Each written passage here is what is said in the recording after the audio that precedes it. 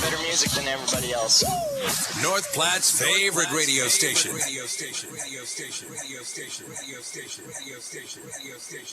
The following is a North Platte Post sports presentation. It's time for FNBO American Legion Baseball with the North Platte Post and FM 98.1. Get set, and oh my God, there goes Blaze Seiler! He did it! He successfully stole home! Today's game brought to you by Shelter Insurance, Pete Bowles and Brent Rogo, Dave's Place, Pizza Wings and more on East 4th in North Platte, CT Troubleshooters, Premier Toyota, Sandhills State Bank, Wicked Fast on North Highway 83. Use your MyPhillips 66 card and save money on gas. And Lindemeyer Law Office. The pitch swung, driven, deep left field. That one looks to be going all the way, and it is absolutely crushed out of the park. Carter Kelly with the first home run of the season for the Nationals, and it was an absolute moonshot to left field. FNBO Baseball, also brought to you by Larry's Glass, the D&N Event Center. Another round in River's Edge Golf Course. Come have another round with them. Great Plains Health and Great Plains Home Care. Larry's RV. Bill Summers Ford Honda Lincoln Nissan. North Platte Public Schools. Willow Creek Embroidery. Quick Stop Convenience Stores. And Runs Up. Let's play ball. FNBO Baseball from FM 98.1 and AM 1410 and live stream video at NorthPlattePost.com. Here's the voice of the Nationals, Paxton Gordon. Right around the corner, quick stop. Save money at the pump at Quick Stop with the DinoPay app. DinoPay offers contactless payment using your preferred debit or credit card. The savings add up with 12 cents per gallon and even more on Tuesdays and Thursdays with rollbacks for savings of 15 cents per gallon. Huge savings. The Sinclair DinoPay saving you at the pump. Don't forget Frazzle Gourmet Slushes and For Real Shakes and Smoothies. Gourmet coffee at everyday low prices on your favorite beers. Quick stop. Welcome back here to One Billwood Field for some American Legion baseball action. It is the 6-4 FNBO Nationals at home taking on the 4-3 5 Points Bank Hastings in the first matchup of the season between these two rivals. And really, these two teams have become storied rivals the last couple of seasons, especially when the Nationals head out to Hastings and take on 5 Points Bank, where it just ends in turmoil for the Nationals. Back-to-back seasons, the Nationals, when they've gone to Hastings, fall in the 7th inning, looking to change that here today after the Nationals come off an impressive 2 games against Grand Island USAVE Pharmacy, winning in game number 1 13-4 yesterday in the doubleheader, then winning game number 2 5-2. Jack Polk, 2 home runs in that game, really ignited the offense with Caden Johnson out for vacation. So the Nationals really were able to find the bats that have been somewhat slumbering the last couple of games and now come into a series, well, a 1-game series here against this Hastings squad where they are on the up and up, looking to go to a 4-game winning streak is on the docket here tonight, as, of course, you remember the Nationals took 1 game off of Cheyenne on Sunday in their doubleheader, and then 2 games yesterday. 1 + 2 = 3, so you add another one here today, and that equals 4. I know, good math here, everybody. I'm happy to help you with the math department. I'm horrible at math. But the Nationals still, though, have to, of course, get through today's game and get through the Demons, because even though this Hastings squad is relatively new in terms of the names you'll be seeing out there, a lot of new faces up into the senior team this season. Of course, a couple returning names you'll remember. But it's the same old well-coached Hastings squad that you just have to watch out and pay attention to, because they are always going to put their best foot forward. And doesn't matter, of course, if it's a whole new roster or a seasoned veteran squad, this team is just so well coached. And that's why, you kind of always circle them on the schedule, because they will always play their best brand of baseball when they come either here to North Platte or you travel out to Duncan Field for a game there. So we'll have to see how the Nationals are going to continue this strong start to the season that they had. And, of course, they used 3-game winning streak to see if they can push it up. And for the side of Hastings, as I said, they are 4-3 on the season. They are coming off a game on Tuesday against Misco Sports Kearney, where they defeated Kearney 10-7. Kearney's only win this year on the Legion schedule is, of course, against North Platte and the FNBO Nationals. So interesting to see how that team has come about. But on the mound today, I think I'm just going to let the cat out of the bag. It's one Jack Polk will be on the mound for the FNBO Nationals here today. He comes off of a strong performance yesterday where not only did he hit a solo home run in game number 1 that ignited that big top of the 5th inning for the FNBO Nationals, but hit a 3-run shot in game number 2 when the Nationals were getting no hit in that game against against USAFE Pharmacy Grand Island. So Jack Polk really stepped up on the offensive side and now has the opportunity on the pitching side to do the exact same thing against 5 Points Bank Hastings and shut them down. So far this season, he's Tad Hanneborg up here trying to cause me a haggle up here, but of course, as I talked about, Polk having a great season so far. I know the last outing against Cheyenne was a bit rough. He gave up 6 runs for North Platte and the FNBO Nationals against that Cheyenne post-6 Sixers squad.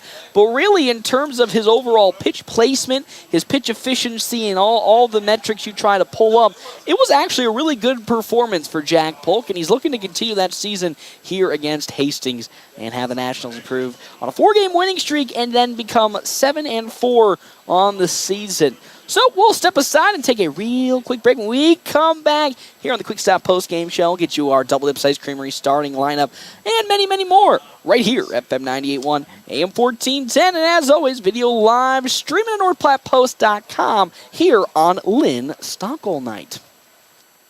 Goal night. Goal night. Goal night. Try Runza's Lemonade Refreshers, powered by plant-based natural caffeine. And they come in 4 delicious flavors: pomegranate passion, mango mojo, prickly pear, and watermelon wild. Why do you keep doing that? These refreshers are just so refreshing. But you don't have to make that noise every time. Try Runza's Lemonade Refreshers. Because from the way we make it to the way it makes you feel, Runza makes it all better. The North Platte Public Schools prepares all students to be productive, responsible citizens in a safe, caring, supporting learning environment with caring staff, engaging curriculum, clean facilities, and updated technology. You can rely on our schools giving your child the tools they need for a successful future. For more information, including enrollment and career opportunities, visit nppsd.org. North Platte Public Schools. Communicate, connect, commit. Family first. My dad used to tell us that all the time. But family first wasn't just something he'd say to us. It was how he lived every day of his life. And it's how I try to live mine too. At Shelter Insurance, our agents are dedicated to helping provide personalized auto, home, and life protection that puts your family first. See me, Pete Volz, at 501 South Jeffers for a free insurance review. Welcome back here to Billwood Field. Nationals, who are 6-4, taking on the 4-3 5 Points Bank Hastings squad that has always been a thorn in the side for the Nationals, specifically really on the road game. I think the home games have been pretty good for the Nationals, but when it comes to the road affairs at Duncan Field, the bats seem to shut off at the worst, most inopportune times, and they're looking to avoid that here today after a really strong performance yesterday night, a doubleheader against USAFE Pharmacy Grand Island, which is Grand Island's B team, where they again won game number 1, 13-4, and then won game number 2, 5-2, again off of a 3-run home run from Jack Polk. Let's jump into our Double Dips Ice Creamery starting lineup. Double Dips Ice Creamery in the historic Canteen District in North Platte offers 24 plus different flavors of hand-dipped ice cream served in a variety of ways. Double Dips also offers homemade waffle cones and bowls alongside homemade fudge and freshly baked desserts. Hey, plus they also have available the ice cream trailer for all your outdoor events. Starting on the side of 5 Points Bank Hastings, we have Naz Robinson starting at third base. He's the one-hole hitter with Evan Rust in the center field, batting in the two-hole. Nick Canant, one of the returning players for Hastings from last year's squad, will be at shortstop. He's a three-hole hitter. Caleb Wallmeyer on at first base with Nolan Hyde batting DH tonight. Dayton Espino in left field, the six-hole hitter with Adam Marutt, who'll be catching today in the seven-hole. Warrior Delora will be at second base with Isaiah Shaw at right field, and then Jackson Seguro pitching for 5 Points Banks Hastings. Now for the FNBO Nationals, Jack Polk, who will be leading off today, also will be starting from the mound for the Nationals, looking to shut this 5 Points Bank Hastings squad down. Today, Blaze Zeiler will be batting in the two-hole in center field with Dean McIntyre in the three-hole at catcher. Easton Jones at third base with Landon Greeno at first. Ty Hannibal, of course, returned in yesterday's competition against USAVE Bank USAVE Pharmacy for Grand Island. He returned yesterday, had a pretty solid performance, and now we'll be back here trying yet again to get back into that rhythm after spending the weekend away at a wrestling competition where he had himself a fantastic time and ended on the upper echelon of the brackets. Logan Hayes will begin to start today at third base with Connor Stifler in left field and Reese Morkey in right field for the Nationals. Of course, Caden Johnson out at the moment. I believe he's on vacation right now. So outfield is a little bit of, I would say a shamble, but a mixed bag of people that are trying to learn new positions. Of course, Connor Stifler, you normally see him on the infield third and shortstop. He's in left field here today. Of course, you always see Race Morkey out in right field when he primarily comes and start games. And then, of course, in center field, Blaze Zeiler for the FNBO Nationals. That was our Double Dips Ice Creamery starting lineup. And now let's get into some keys to the game for the Nationals. As we said, Jack Polk's on the mound. He's been having himself a hot middle part of this season so far. Has been a key reason why the Nationals are 6-4, and more specifically, got those 2 wins yesterday against Grand Island's a B team. On the mound here today, I'm looking for him to continue being aggressive into the strike zone and pound that strike zone. Even though things got a little awry in terms of how many runs came across when he took the mound in game number 1 against Cheyenne over the weekend last weekend, I still expect him to be just as aggressive in terms of getting the ball into home plate and into the zone. So look for him to do that, and I hope he continues to do that, even though this Hastings squad has always provided trouble for the Nationals whenever they play. And then offensively, of course, as we know, this squad, a squad that has a lot of new talent that the Nationals really haven't seen so far in terms of the senior roster, as the senior roster is essentially carried over from last year for FNBO. So a lot of new faces. So when it comes to the hitting mound, please, please, please, and I mean please, just be patient. We've seen a couple of times this season, there's a difference between being patient and passive. I still think the Nationals can be a little bit more aggressive when it comes to their overall hitting department, but don't take reckless swings at opportunities that may not turn favorable. So if they can stay patient at the plate, but also continue to be aggressive as we saw yesterday, I think the Nationals, will have a good opportunity to come away with a victory here against this Hastings squad. And then also, in terms of the overall defense, not pitching, gotta make sure you limit the errors. The one thing that this Hastings squad always has and always will be is a very consistent team that does not make mistakes. For the past 2 seasons, it's been the mistakes that have cost North Platte most of their games, and this Hastings squad is just like they have been the last couple of years. They are very, very, very avoidant of making mistakes, and so far the Nationals this season haven't really made too many mistakes when it's come to the error department. So looking to continue that here today. They only had one error in the entirety of the 2 games yesterday and really have done a much better job this season in terms of limiting the errors in the outfield as well as in the infield. So we'll see if they can also keep that going here today. Quick Stop pregame show, 27 locations open 24 hours a day. Quick Stop always open right around the corner here on Lynn Stockwell night.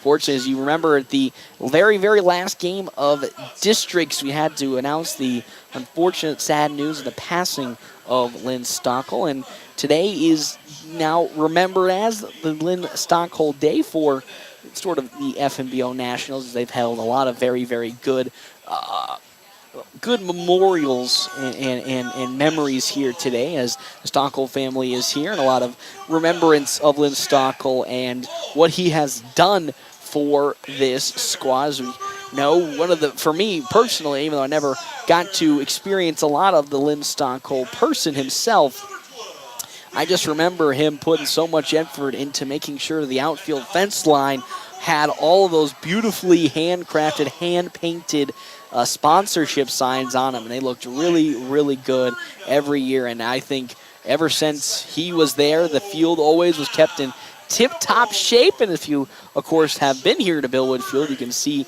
the remnants of the construction that was put into effect this offseason to upgrade some of the amenities. And you know Lynn Stockwell was probably rolling around in anger looking at all the dead grass out behind at third base. Well, that'll do it here for a Quick Stop pregame. When we come back, it will be time for our first pitch right here, FM 98.1, AM 1410, and as always, video live streaming on NorthPlattePost.com.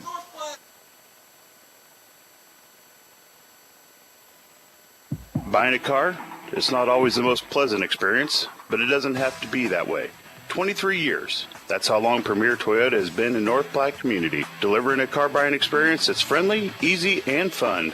Check PremierAutoplex.com first, then stop by your lot at 2600 South Willow Street in North Platte. Come see us. Premier Toyota for your next new Toyota or pre-owned vehicle. Premier Toyota at PremierAutoplex.com.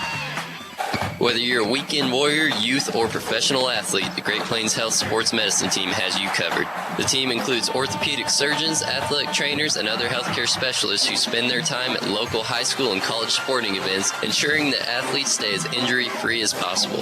In the event of an injury, the team remains committed to returning athletes to competition as quickly and safely as possible. Contact the Great Plains Health Sports Medicine Team by calling 308-568-7456. Where do you go for wings? Dave's Place. Where do you go for pizza? Dave's Place. What about cold drinks, a family atmosphere, and nightly specials? Dave's Place.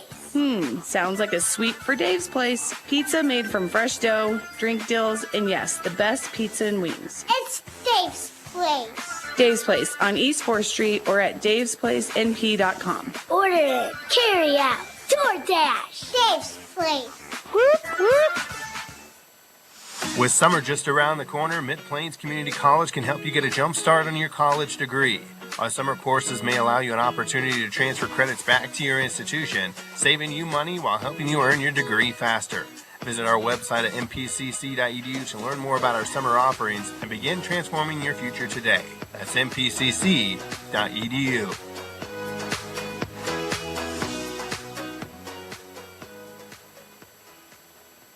After I drop the kids off, I have to run across town for a meeting, hit the gym during lunch. Jake has soccer tonight, and Emily has gymnastics?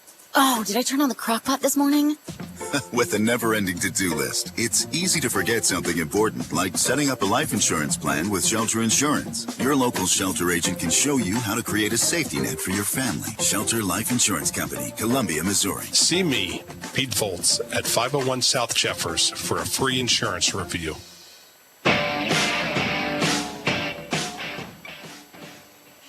Welcome back here to Bill Woodfield on Lynn Stockel night. Jack Polk on the mound for the FNBO Nationals as he looks to lead this team to its 4th straight victory. Currently 3-3, of course, in the last 3 games. That's how winning streaks work. Picking up a victory against Cheyenne on Sunday, and then 2 yesterday against USAFE Pharmacy Grand Island. And now are back home for this 1-game series against Hastings before they'll welcome in Columbus on Sunday for a doubleheader. Of course, you can view that doubleheader and all games right here, FM 98.1 and AM 1410, home of the FNBO Nationals. And if you want to catch up on any of the previous live streams or video content we do of the American Legion team, go to NorthPlattePost.com. Click on the American Legion tab, and at the very top, there will be some playlists for you to see of not only this year's games, but last year's previous games. So let's see how the Nationals will fare here today. First up for the side of the 5 Points Bank Hastings baseball team, Naz Robinson will be leading off for the side of Hastings with Evan Rust on deck and Nick Canant in the hole. As we said, Jack Polk on the mound had himself a fantastic day yesterday. 2 home runs totaling 4 RBIs for the Nationals. A 3-run home run in game number 2. Absolutely blasted it out to left field.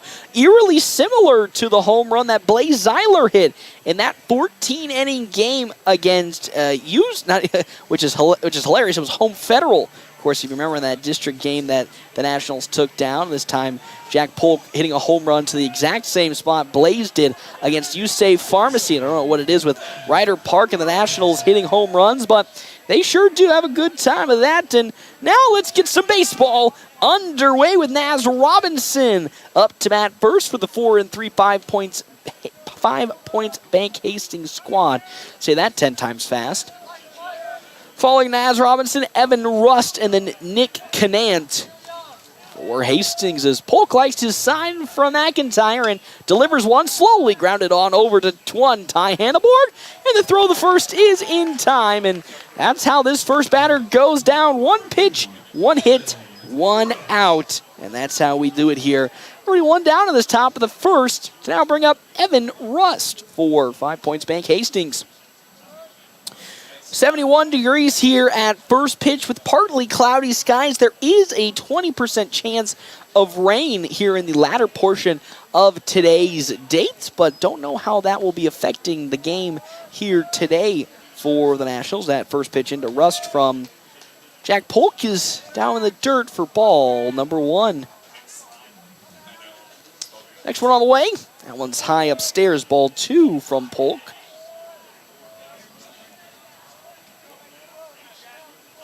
Nationals playing a big chunk of their season and probably the toughest period. The next pitch from Johnson. Ooh.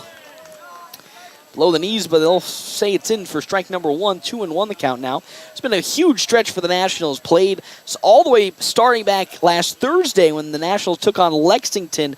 Then had a 3-game series against Cheyenne as that one's looped into center field for a 1-out single from Evan Rust. The first hit today for either side, and it's Hastings that will draw the first strike here with a 1-out hit. Evan Rust now at first base. Just had so many different games already being played in such a short amount of time for the Nationals. Last Thursday started it off with supposed to be Lexington, but that got rained out and moved to Friday. Then had a 3-game series against Cheyenne Saturday and Sunday. Had Monday, Tuesday off, then took on Grand Island's B team in a doubleheader, and now taking on Hastings here today. Fastball blown right past shortstop Nick Canant for Hastings. If you remember, attributed to last season when the Nationals played Hastings, when those errors started to rack up for this 5 Points Bank squad, it was shortstop Nick Canant that was attributed to a lot of those errors as Jack Polk tries to pick off Russ, no good. And now we'll look to deliver the 0-1 pitch into Nick Canant. Runner thought about going, but that one in there. Strike 2, another fastball from Polk. Nationals able to escape yesterday, only using up 5 arms. Dean McIntyre as well as Easton Geisler didn't really pitch a whole lot in terms of their totality pitch count, so they'll be available for today. And of course, Sunday is another pickoff attempt. Almost gets Evan Rust out at first. And that's really been something Jack Polk has excelled at this season, not just from a pitching standpoint. His pickoffs have been deadly. A quick hip action to potentially get the runner out, and down goes Canant looking and off speed into the zone. Strike 3. And down goes Nick Canant looking for out number 2.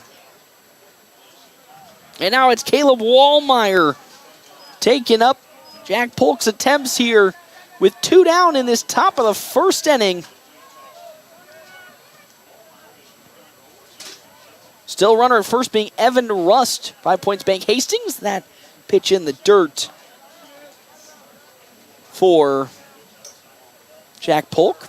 Due up in the order, Nolan Hyde, then Dayton Espino. 5 Points Bank Hastings. Polk, big long glance at first, will now deliver his 1-0 pitch, but will pick off. And just like that, Evan Rust is caught in the pickle now. Another great play by Jack Polk, and they most certainly will get the out here, as tagging out Evan Rust is one Logan Hayes. And that's how this inning comes to an end. At some point, Jack Polk was going to get that pickoff attempt to work. He did so there. And now we go to the bottom of the first inning. The Nationals tied with 5 Points Bank Hastings when we come back here. FM 98.1, AM 1410, and video live streaming at NorthPlattePost.com. Free PC and Mac checkups at CT Computer Services in North Platte? That's right. Let CT Computer Services diagnose your systems to ensure your hardware integrity, security, and overall PC Mac health are running as they should. For a free PC Mac checkup, stop in at 905 South Willow in North Platte or call 308-534-3628. CT Computer Services, your IT guys since 2005. With Sandhill State Bank's new upgraded cart management experience, you can now control your carts anytime, anywhere. The new features and added control allow you to prevent fraud like never before. Get increased transaction details, turn your cart on and off whenever you'd like, and report your card lost in an instant, all from our mobile app. More insights, more control, and more security for your banking experience. Bank local and go far with digital banking solutions that go wherever you go. Visit sandhillstate.com to learn more. Sandhill State Bank, member FDIC.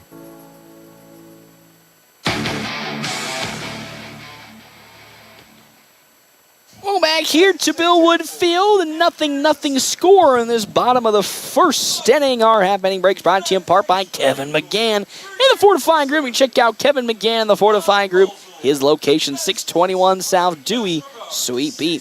Jackson Sugro will now be on to the pitching mound for 5 Points Bank Hastings. He'll be facing off against the leadoff batter for the Nationals, Jack Polk. It goes Jack Polk, Blaze Zeiler, and then Dean McIntyre, top of the order for the Nationals. No runs on 1 hit, no error for 5 Points Bank Hastings to start this game off. No runs, no hits, no errors for the FNBO Nationals. They're now in their bottom half of the inning right here. Polk yesterday again capped off a strong offensive performance with 2 home runs to go alongside his 4 hits, and now up here against this 5 Points Bank Hastings squad. Let's see if he can continue his offense as he swings and fouls the first pitch he sees back for strike number 1. 0-1 the count now. Nationals offense starting to finally find some steam in terms of not only the scoring department, but getting clean, consistent hits as the 0-1 is grounded on over to the shortstop, Canant. He misplays it, and just like what I talked about an inning ago, Nick Canant is prone to making some errors and mistakes at shortstop. Had a couple last season against the Nationals when these two teams faced off, and just like that, Nick Canant makes another mistake at short, and Jack Polk will get on for the first hit today for the Nationals, and he's on over at first and is a steal threat. Sugro will now throw on over to first. Try and pick him off, but no good. Zeiler now the batter for the Nationals. Potentially could lay a bunt down to move Jack Polk over, but looks to be going swinging, and Sugro is going to hit Blaze Seiler right in the back, and just like that, there's now 2 runners on for the Nationals early on in this bottom of the first inning. Things already looking a bit spicy for this 5 Points Bank Hastings squad, as they've already got 2 runners on for the ever-dangerous Dean McIntyre, as he has 2 runners on the base pads, 2 of the scariest speedsters on the team. So a potential double steal is in place. The infield is playing for a potential bunt from Dean McIntyre, and now pitcher Jackson Segro will now take some time to have a talk with his catcher Austin Rutt, just to make sure they are all understanding. But infield playing for a bunt, and if they play like this, I expect actually the Nationals just to double steal, even if Dean McIntyre doesn't lay a bunt down. As the first pitch into McIntyre is upstairs for ball number 1. He looks to be going swinging at this at-bat. Easton Jones on deck with Landon Greeno in the hole for the FNBO Nationals. 1-0 the count. Swung on into right field. It's going to get down for a base hit. Here comes Jack Polk. Oh, mishandled in right field by Isaiah Shaw. And just like that, Blaze Seiler gets to third. An RBI single from Dean McIntyre, the second hit today for the FNBO Nationals. And now they have runners at the corners with nobody out, and an early 1-0 lead. As now checking in to courtesy run for the Nationals, Jackson Peters will be courtesy running for Dean McIntyre. Peters having a strong season for the junior squad, 380 batting average, now comes in today as the courtesy runner for Dean McIntyre, as now it's Easton Jones who comes up to bat. Jones has runners at the corners with nobody out in this bottom of the first inning. Jackson Segro's first pitch is too tight inside for ball number 1. 1-0 the count now. Seiler at third. Peters at first, potentially could steal. As Segro will now take a glance on over at first base and delivers 1-0. Easton Jones lays down a bunt. It'll be thrown on over to first, and Seiler now, who was looking to go home, had to step back to third thinking that bunt was going to be gloved out of the air by Jackson Segro, so tried to tag up, and unfortunately down goes goes Easton Jones, and then because of that, the throw to first is actually going to get out Jackson Peters. So there's 2 down in this inning already, as that's looped on over to Canant at shortstop. He gets there and gloves it, and that's how this inning will come to an end. A series of unfortunate events for the Nationals have them come away with this inning, unfortunately getting only 1 run across when they had a potential opportunity to bring a couple more home. With that, we're going to be stepping aside, and we come back. It is now top of the second inning action right here at FM 98.1, AM 1410, and video live stream at NorthPlattePost.com. After I drop the kids off, I have to run across town for a meeting, hit the gym during lunch. Jake has soccer tonight, and Emily has gymnastics? Oh, did I turn on the crock pot this morning?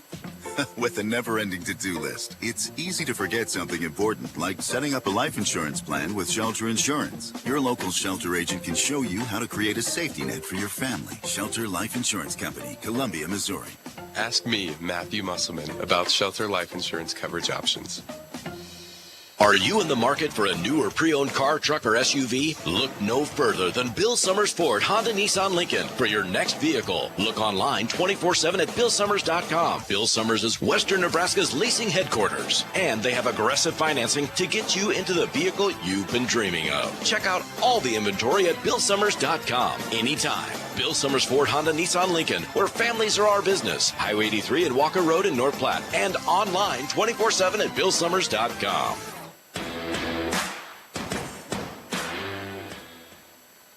Back here to Bill Woodfield, as well as Lynn Stockel. Night in memory of Lynn Stockel. It's a 1-0 2-0 lead for the FNBO Nationals here in this top of the second inning. 1 run, 2 hits, no errors for the Nationals. No runs on 1 hit and no errors for 5 Points Bank Hastings. Our Happening Breaks is always brought to you in part by Kevin McGann of the Fortifying Group. Check out Kevin McGann of the Fortifying Group. His location, 621 South Dewey, Suite B. Is that fastball from Jack Polk is upstairs for ball number 1 to Caleb Wallmeyer. Also thank you to our sponsors here for today's game, Dave's Place Pizza and Wings. Find out more, 1510 East 4th Street. As the 1-0 bounced back just outside for ball 2. 2 balls, no strikes now to Wallmeyer. Also want to make a big shout out. Carter Kelly's here in town after again making his trip to Grand Junction for the JUCO World Series for Johnson County. As that fastball from Jack Polk is in there for strike number 1. Unfortunately for Johnson County, if you haven't been paying attention to some of the former Legion players, Carter Kelly committed to Johnson County Community College, made it into the JUCO World Series as a 1 seed, but unfortunately flamed out going 0-2 at the tournament. As that next pitch, another good one from Polk in there for strike number 2. It's 2-2 the count now to Wallmeyer. As Polk sets and delivers. Off speed is drilled into center field, and it'll find its way down just in front of Blaze Zeiler for a leadoff single from Wallmeyer, and that's now the second hit today for 5 Points Bank Hastings. They trail by 1, and now up to bat comes Nolan Hyde. See if he can make some noise and at least try to equal a run for Hastings. They trail 1-0 early on here in this ball game. 1-0 lead for the Nationals after they got it on an RBI single from Dean McIntyre. As Jack Polk gets the sign from McIntyre and fires it in. Fastball is low and away for ball number 1 to Hyde. 2 up next for the for 5 Points Bank Hastings, Dayton Espino, and then Adam Rutt is Polk. Quick glance at first, fires. Grounded foul off the bat of Nolan Hyde for strike 1. 1 ball, 1 strike, nobody out here in this top of the second inning. Polk giving up 2 hits already in today's game. Trying to keep that score at 0 for Hastings. Another pickoff attempt will get Caleb Wallmeyer back. That's how last inning ended for 5 Points Bank Hastings. Evan Russ got caught out in a pickoff attempt, and Polk trying to find another one here. Back-to-back pickoff attempts is not successful as Wallmeyer gets back. So still a 1-1 count into Hyde. As Jack Polk now winds up. That one rocketed foul down the third base side, so count turns to 1-2.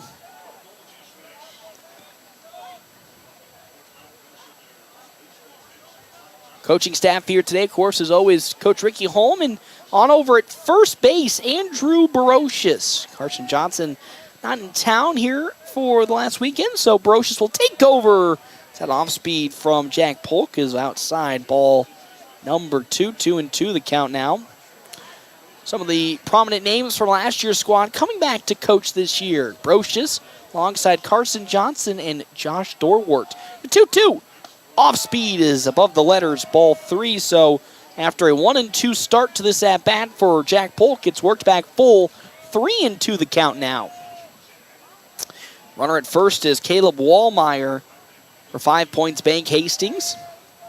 As Jack Polk delivers.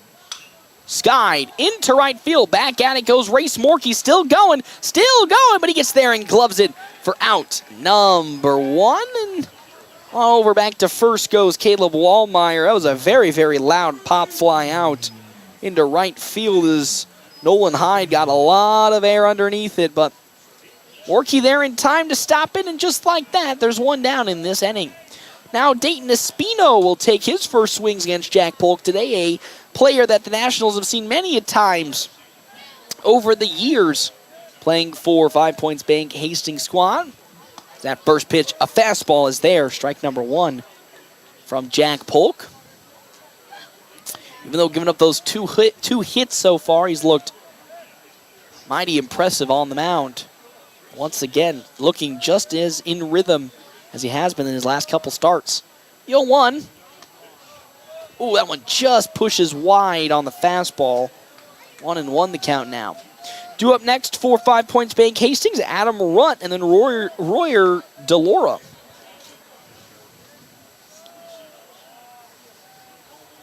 A 1-1 now.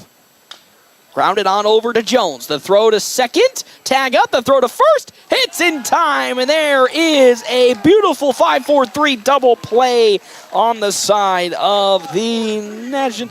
And just like that, we're going now to the bottom of the second inning. Nationals lead 1-0 after giving up just one hit in this inning. We'll come back with more coverage here of American Legion Baseball, FM 98.1, AM 1410, and of course, video live streaming, NorthPlattePost.com. Exciting news! North Platte and surrounding communities, Great Plains Health Home Care Equipment has a new address. Find them at 220 West Leota Street, Suite 1, right beside Great Plains Urgent Care. Their professional staff is fully qualified to help you meet your needs. From wheelchairs to mobility scooters, lift chairs, and more, they have everything to make your home safe and comfortable. They've got you covered. Call Great Plains Health Home Care Equipment today at 308-568-8510. Let them help you regain your independence. With summer just around the corner, Mid-Plains Community College can help you get a jump start on your college degree.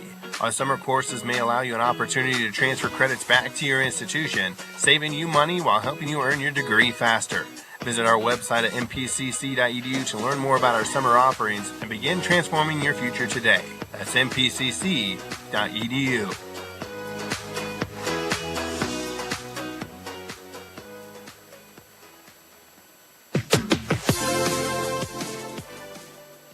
Welcome back here to Bill Wood Field, a 1-0 lead for the FNBO Nationals here in this bottom of the second inning.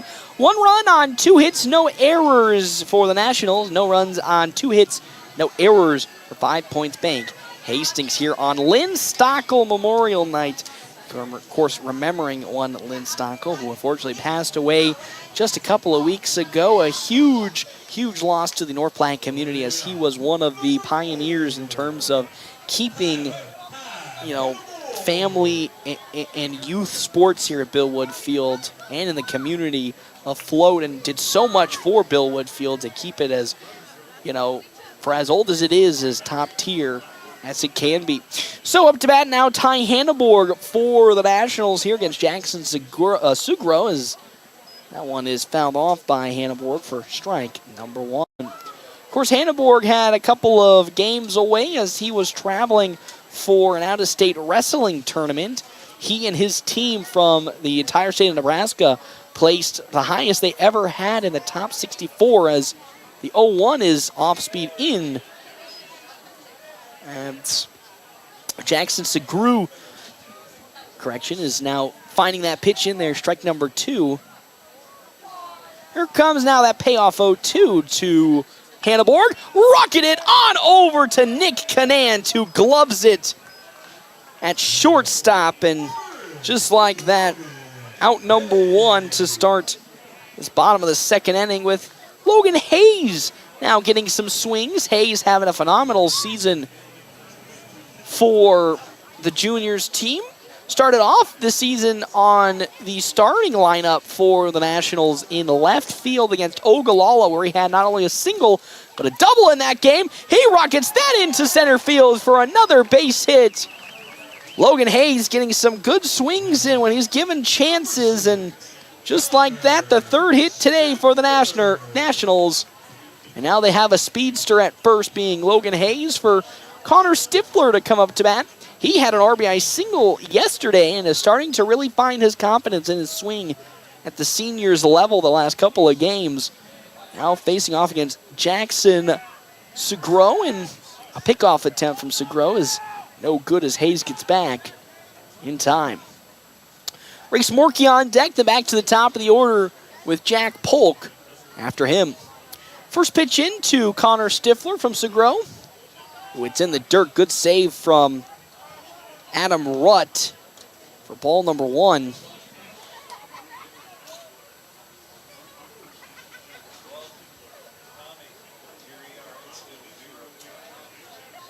As Segro gets his sign and delivers. There goes Logan Hayes. A great jump, but a great throw from Rutt.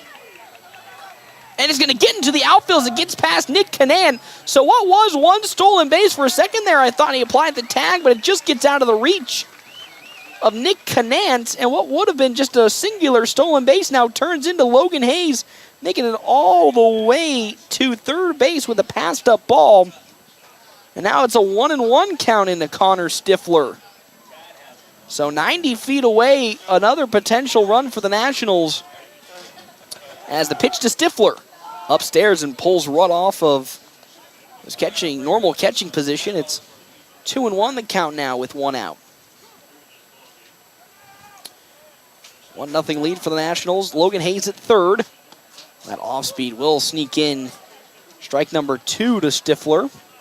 Still one out, bottom of the second. Nationals would love to get another run across. As the pitch, swing on a fastball. It's way upstairs on Stifler, and he goes down swinging for out number 2 in this bottom of the second inning. So here comes Race Morkey. Of course, Morkey dealing with some shoulder pains at the moment, so see how limited his swings can be going. Still has a runner at third, being Logan Hayes, as that pitch is tight inside for ball number 1 to Race Morkey. Very good defenseman out in right field, but also a secretly good hitter for the Nationals as well as North Platte Bulldogs this season, as next pitch from Segro is tight inside for ball number 2. It's 2-0 the count now to Morkey. Next one. Grounded. It's going to stay fair down. Oh, we're going to say it's foul. That one just barely hiked over the foul line at the last second. Would have easily scored Logan Hayes and maybe even been extra bases for Morkey. And with that, it's a 2-1 count now to the right fielder. As here comes the 2-1. Off speed at the letters and in. Strike number 2. It's 2-2 the count now with 2 down. Morkey, the 9-hole hitter, up next. Jack Polk. Then Blaze Zeiler. 2-2. Here comes that payoff pitch. Fouled off by Race Morkey. So we'll still stick at 2-2. Thank you again to our sponsors here for today's game. Sand Hill State Bank, most committed brand in banking. Locations in North Platte, Ogallala, Grant, and many more. Head to sandhillstate.com for a full list of services and locations. 2-2. The count from Segru now as he steps into his windup. Swing and a miss, and down goes Race Morkey on a pitch outside the zone, and that's how this inning comes to an end. One member was left stranded on the base pads for the Nationals. We're going to the top of the third when we come back here to Bill Wood Field on Lynn Stockel Appreciation Night on FM 98.1 and 1410 and video live stream at NorthPlattePost.com. After I drop the kids off, I have to run across town for a meeting, hit the gym during lunch. Jake has soccer tonight, and Emily has gymnastics? Oh, did I turn on the crock pot this morning? With a never-ending to-do list, it's easy to forget something important, like setting up a life insurance plan with Shelter Insurance. Your local Shelter agent can show you how to create a safety net for your family. Shelter Life Insurance Company, Columbia, Missouri. Find me, Brent Rogo, at 502 East Francis. Drew is enjoying the new ice cream sandwich from Runza. I like to call it a cookie hugwich. Huh? Because it's really just 2 fresh baked chocolate chip cookies giving some chocolate vanilla twist ice cream a hug. Oh. Like the ice cream got a little sad and the cookies were like, oh, come here, buddy. Well, that is adorable. Try Runza's new ice cream sandwich today. Because from the way we make it to the way it makes you feel, Runza makes it all better.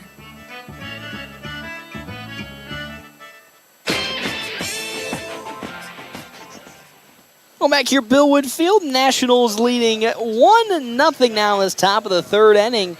Nationals 1 run, 3 hits, no errors compared to the no runs, 2 hits, 1 error, a 5-point bank. Hastings. Our half inning breaks are brought to you in part by Kevin McGann, the Fortify Group. Check out Kevin McGann and the Fortify Group. His location, 621 South Dewey, Suite B. Polka still on the mound. 23 total pitches here in this top of the third, 14 strikes. 9 balls. He'll be facing off against Adam Rutt to start this inning. 7, 8, and 9. Royer Delora in the on-deck circle with Isaiah Shaw in the hole for Hastings. Wind tonight pretty non-existent. It was blowing quite viciously last night against Grand Island Bean is what helped Jack Polk get those 2 home runs. But so far, a pretty nice spring day. That one's too high on the fastball for ball number 1. Hey, did you know, and I didn't know this, but summer actually starts on June 21st. The more you know. So it's technically still springtime. The 1-0, great fastball from Jack Polk. It's right down the middle for strike number 1. Adam Rutt. The catcher today couldn't really get anything going. The 1-1 now as Polk likes his sign from McIntyre and delivers. And that fastball, though, outside. Ball 2. 2-1 the count now. There was a chance of precipitation, 20% chance tonight. So far, clear as day. Well, in terms of the weather, as that one is skied up into the air. Dia McIntyre is running on to get it next to the fence line, and it's going to fall foul. So it gets into the home plate dugout, so it's 2-2 the count now. Still a pretty cloudy day today. At the moment, no chance of rain in the nearest 20-mile radius. But you know how the weather goes in North Platte. Any point it can come around. 2-2 the count now to the catcher, Adam Rutt.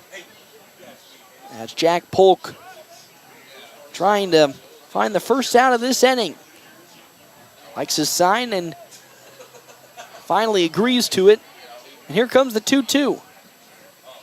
Fouled off once again by Rutt. So he'll stay in the park. Still 2-2.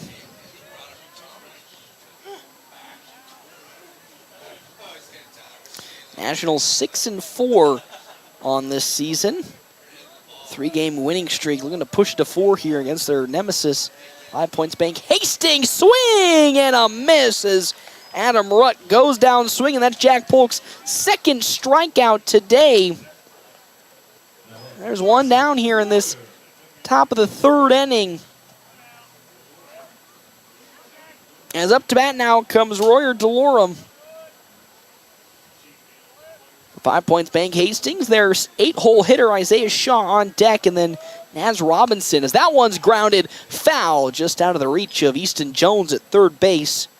Strike number 1.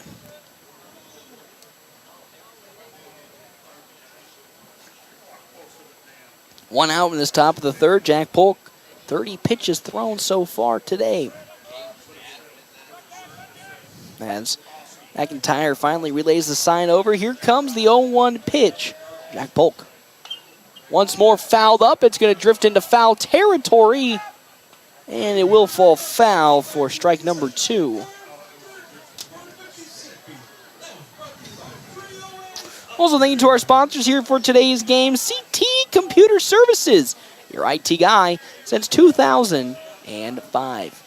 Here on Lynn Stockel night, the juniors picked up a 16-11 victory. Oh, that one just outside. Ball number 1. Trevor didn't like that call, and so did I, so that must mean we're the right officials here.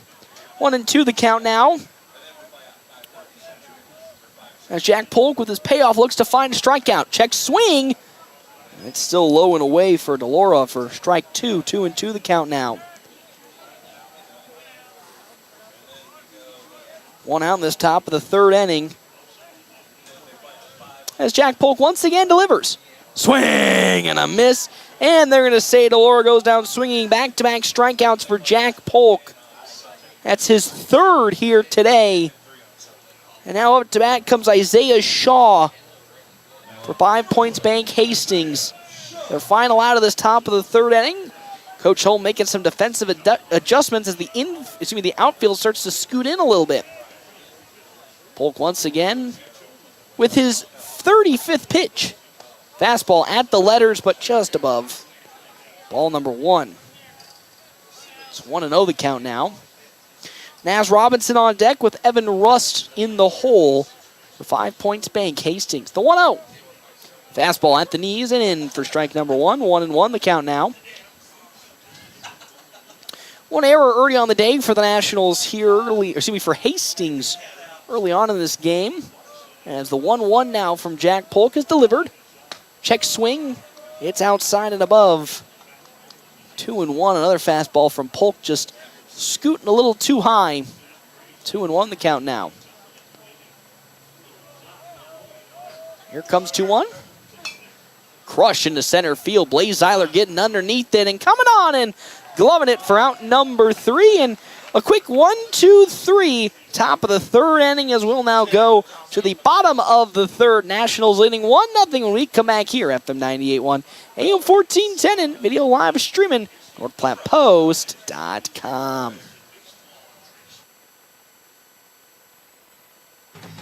Are you ready to embark on an exciting new career? Larry's Glass has been a trusted name in custom glass design for over 40 years, and they are seeking a skilled glazier to join their team. If you have a passion for precision and craftsmanship, this is the perfect opportunity for you.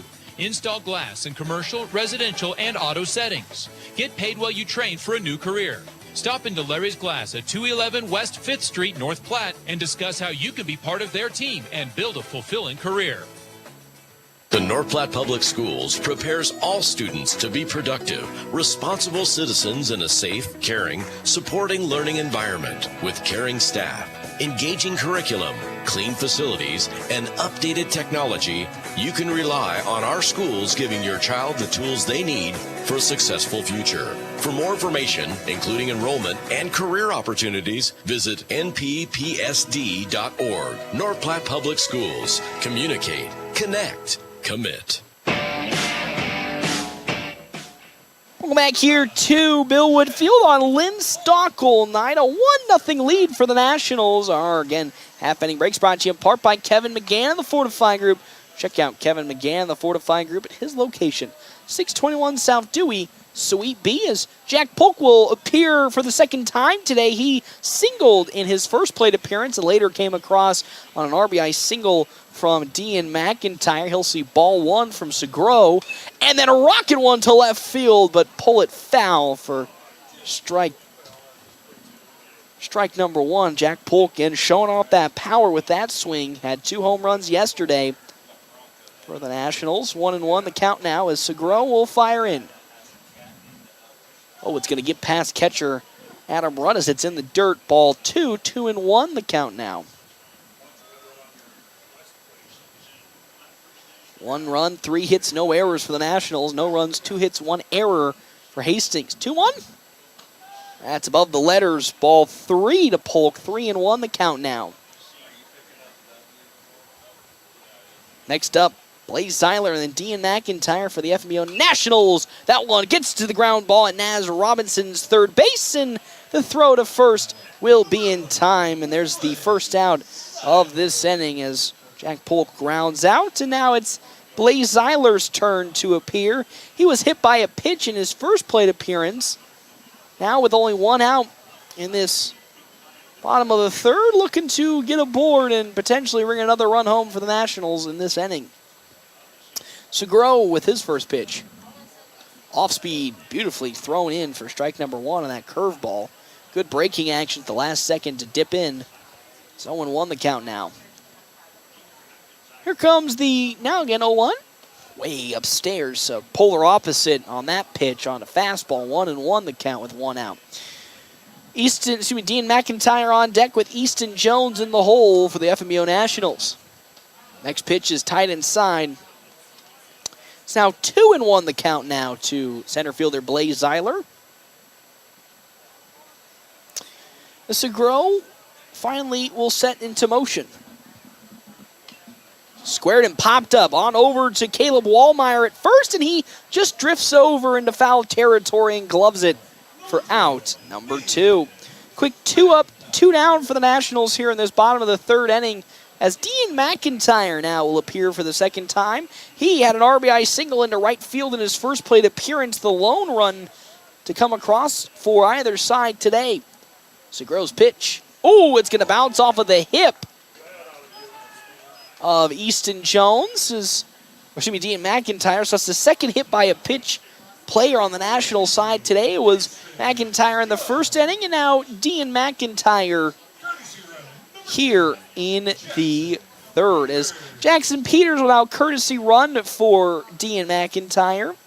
As it's Easton Jones' second time around, he bunted and sacrificed himself out in his first plate appearance, has Peters on over at first base. 2 down here, this bottom of the third inning. As a pickoff attempt, ooh, almost got Jackson Peters, as Segro did a great job of making sure Peters doesn't make a run for it. Jackson Peters, beautiful jump from Peters. He is well on his way to second before the ball even gets out of the hands of Adam Rutt. The slow windup from Segro just easily means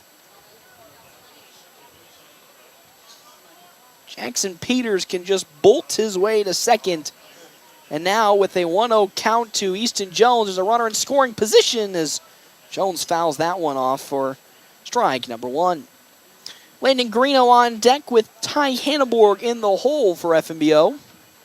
And their bottom half of the third inning. Thank you to our sponsors here for today's game, Premier Toyota. Premier Toyota just south of I-80 in North Platte invites you to stop out and take a test drive here today. That pitch is in the dirt but doesn't get far enough away from Adam Rutt to move Jackson Peters to third, so it's a 2-1 count now with 2 down.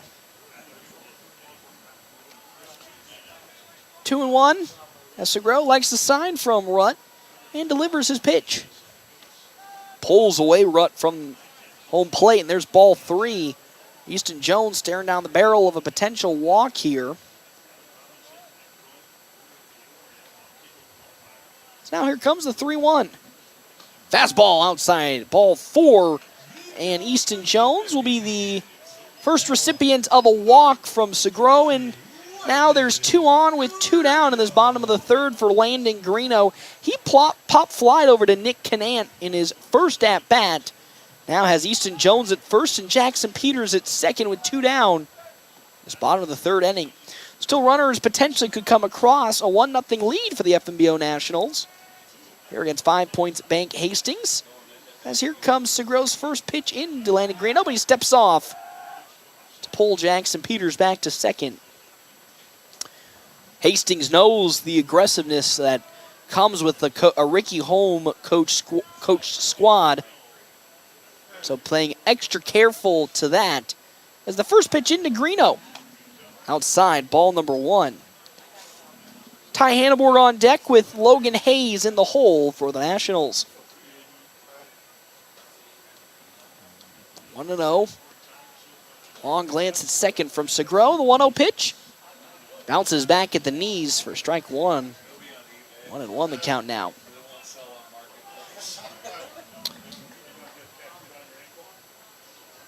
Greeno trying to keep this inning alive for this National squad with 2 down. 1-1 now as Segro, another lance at second, delivers. That one rocketed into center field, but right at Evan Rust, who makes an easy grab. And that's how this inning will come to an end. 2 runners did get left stranded for the Nationals, totaling it out to 3 in this ball game. We're going now to the top of the 4th inning. FNBO Nationals leading this one slimly 1-0. We come back here, FM 98.1, AM 1410, and video live streaming at NorthPlattePost.com. We're always open right around the corner. Quick Stop. With your 24-hour convenience store. Fast, friendly, no one gives you more. Gas, food, your favorite drink. Get everything you need in a blink. That's why everybody stops at Quick Stop. We're always open right around the corner. Quick Stop. The DNN Event Center wishes everyone a great sports season. With North Platte and Nebraska weather, things change quickly and can make our lives a little more difficult. Thank goodness for the DNN. The DNN offers hourly rentals for all types of sports practices, including turf, courts, batting cages, and equipment usage. Call the DNN Event Center to schedule your team's practice times and for more league information for all sports seasons. For over 30 years in our community, for your next event, the DNN Event Center.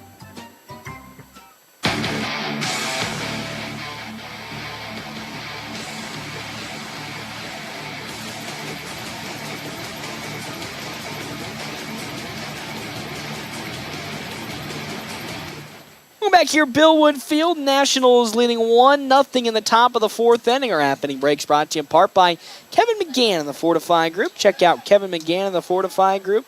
His location, 621 South Dewey, Suite B. Leading off here for the top of the fourth for the second time today, Naz Robinson. He grounded out to Ty Hanneborg on the very first pitch of today's game. Now looking to see if he and this Hastings squad can find some offensive momentum as they trail 1-0.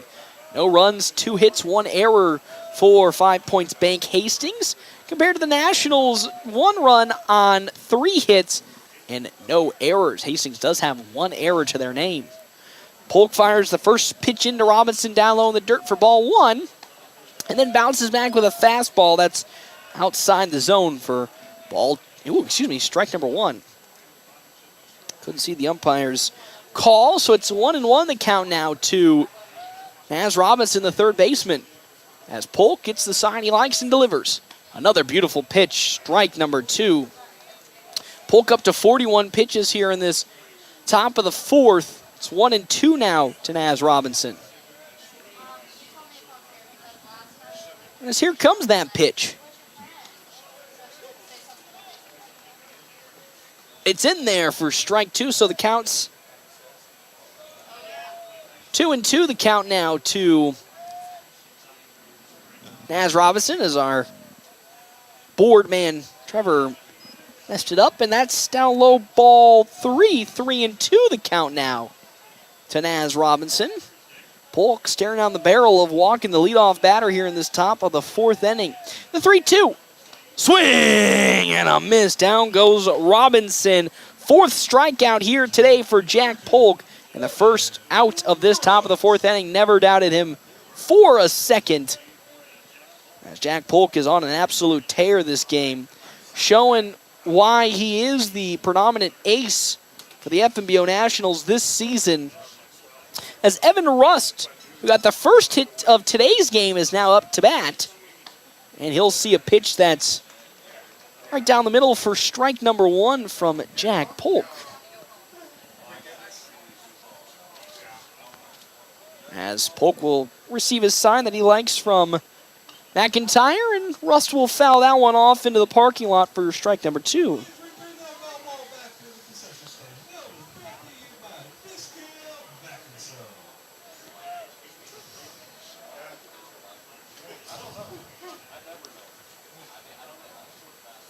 As that next pitch is pulling Dean McIntyre away from the zone for ball 1. 1-2 the count now with 1 out. This top of the fourth inning. As Polk trying to find his 5th strikeout today, delivers. That's upstairs for ball 2. 2-2 the count now to Rust. On deck, Nick Canant with Caleb Wallmeyer for 5 Points Bank Hastings. 2-2 with 1 down. Polk delivers. Fouled off once again to the netting. Still stagnant at a 2-2 count. 5 strikeouts for Jack Polk, looking for number 6 as I make my stats corrections. Another good outing for him on the mound so far today. Here's the 2-2 pitch. Another one that swings and misses as Evan Rust goes down.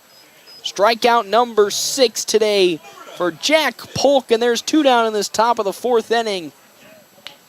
So now it's Nick Canant. He struck out looking in his first appearance. That was Jack Polk's first strikeout of today's game.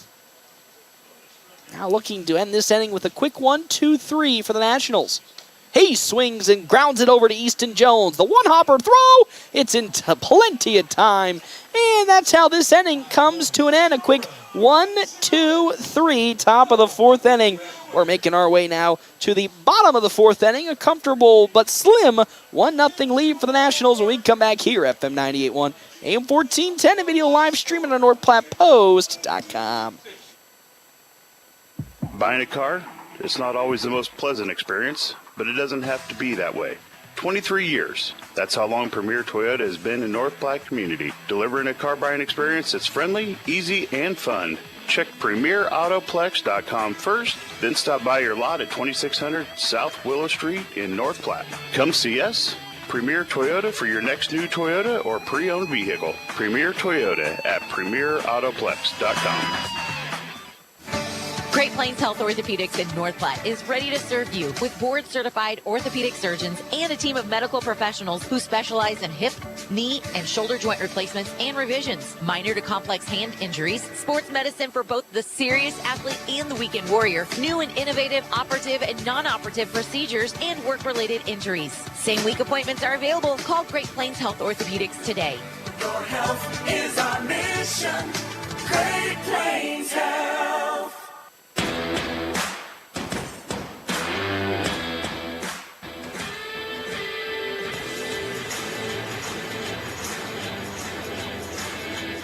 Welcome back here, Billwood Field. Nationals leading, but just by a slim margin. 1-0 against 5 Points Bank. Hastings in the bottom of the fourth inning. 1 run on 3 hits. No errors for the Nationals. No runs on 2 hits. 1 error for 5 Points Bank. Hastings.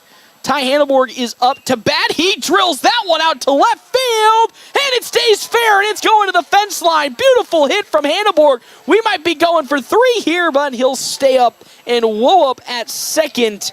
Big hit for Hanneborg as he gets a stand-up double to start this bottom of the fourth inning.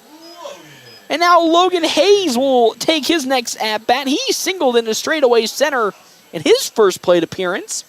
Our half-inning breaks are brought to you in part by Kevin McGann and the Fortifying Group. Check out Kevin McGann and the Fortifying Group at his location, 621 South Dewey, Suite B. Segro having some issues here against this Nationals squad as he's given up 4 hits already. As he'll take a glance at second and deliver.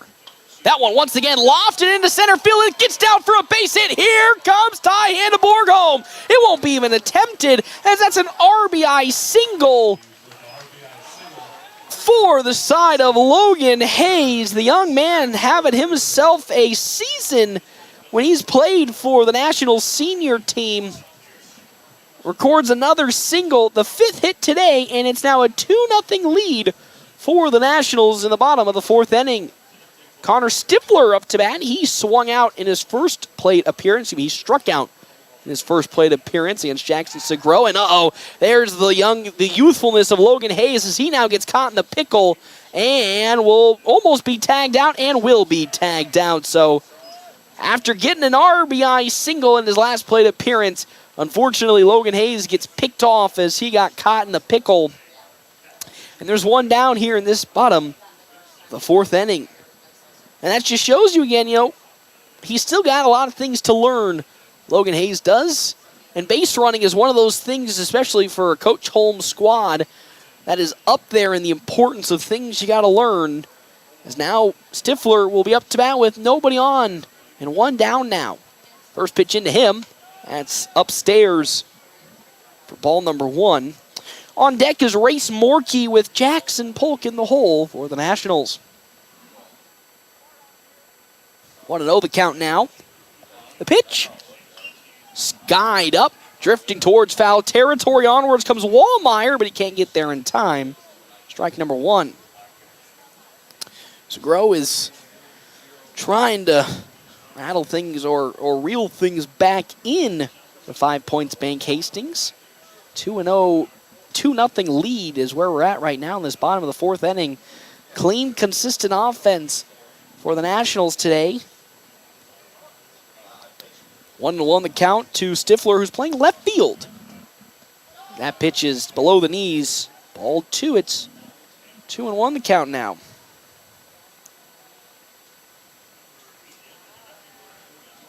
So here comes 2-1 from Segro. Oh, another one that's fouled off. Or Segru, excuse me.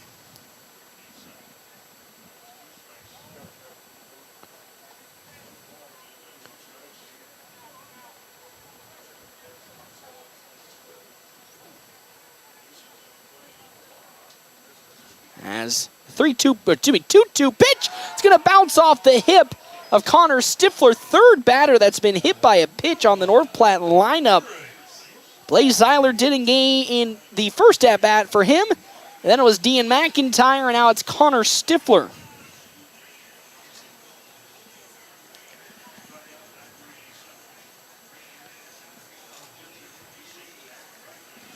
So, catcher Adam Rutt will go have a talk with Segru to have a conversation on this next batter after hitting Connor Stifler, as it's now Race Morkey. He struck out looking in his first plate appearance against Segru. As the first pitch into Race Morkey is delivered. Upstairs on the fastball, ball number 1. Stifler at first, a steal threat for the Nationals with some speed. Jack Polk, though, is on deck with Blaze Zeiler in the hole. 2-0 lead for the Nationals. As that next one is upstairs again for ball 2. No action in the bullpen for 5 Points Bank Hastings. Pretty content with Jackson Segru on the mound. As here comes the 2-0 potential pitch, but a pickoff will get Connor Stifler back. Still stay at 1 out and a 2-0 count. Wind basically dead here in today's game. The 2-0, tight inside ball 3 to Race Morkey. 3-0 the count now. As Segru still searching for that first strike of this at-bat. On pace for a 4-pitch walk to Race Morkey. 3-0. Segru now delivers. That is outside ball 4, and with that, Race Morkey will take the stroll the first. And we have 2 runners on the base pads for the scary part of the order for the Nationals. Jack Polk, 1 for 2 today, singled in his first plate appearance to left field, but did ground out to Naz Robinson in his second at-bat. And they're going to have a time called as out comes the coach for 5 Points Bank Hastings. BJ Pumroy will come on out and have a talk with Segru after he's had a couple innings now of some struggles, some at-bats. 2 runners are on with only 1 out in this bottom of the 4th inning. Nationals already lead 2-0 as the scoreboard has turned off. Trevor, what have you done? Oh, it's turned back on now. Good job, Trevor. Good troubleshooting, buddy. So now as we get back to things being underway, there could be now potential opportunity for a pitching change down the line following this mound visit. Segru is still going to be pitching. Connor Stifler at second, and now Race Morkey at first.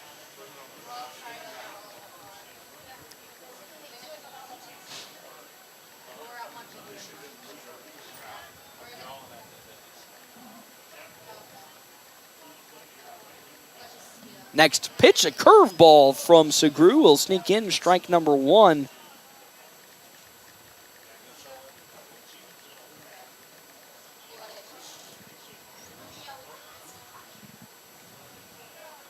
As the next pitch from Segru, another good pitch is back in for strike number 2. A quick 0-2 count from Segru into Jack Polk with 2 runners on for the Nationals. As Segru delivers.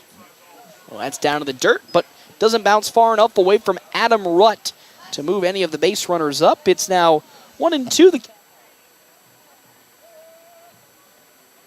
It's Ty Hanneborg.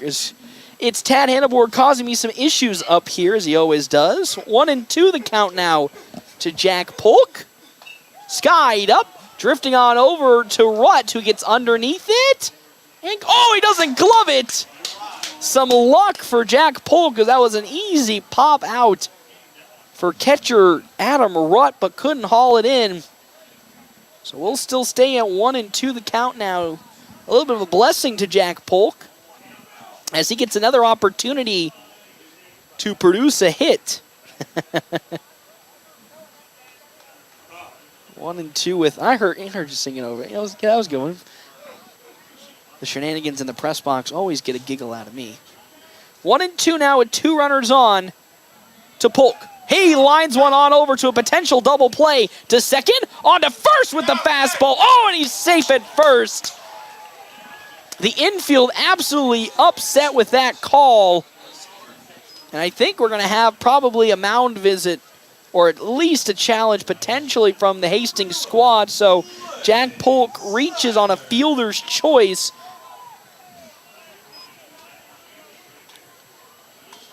As there are now 2 down in this inning. And now, yep, here comes the mound visit to have a talk between both officials. It was a very, very close play at second base. So the lead's now 3-0 after all of the confusion. Connor Stifler scores from second base. So they will confirm that Polk reached on the fielder's choice.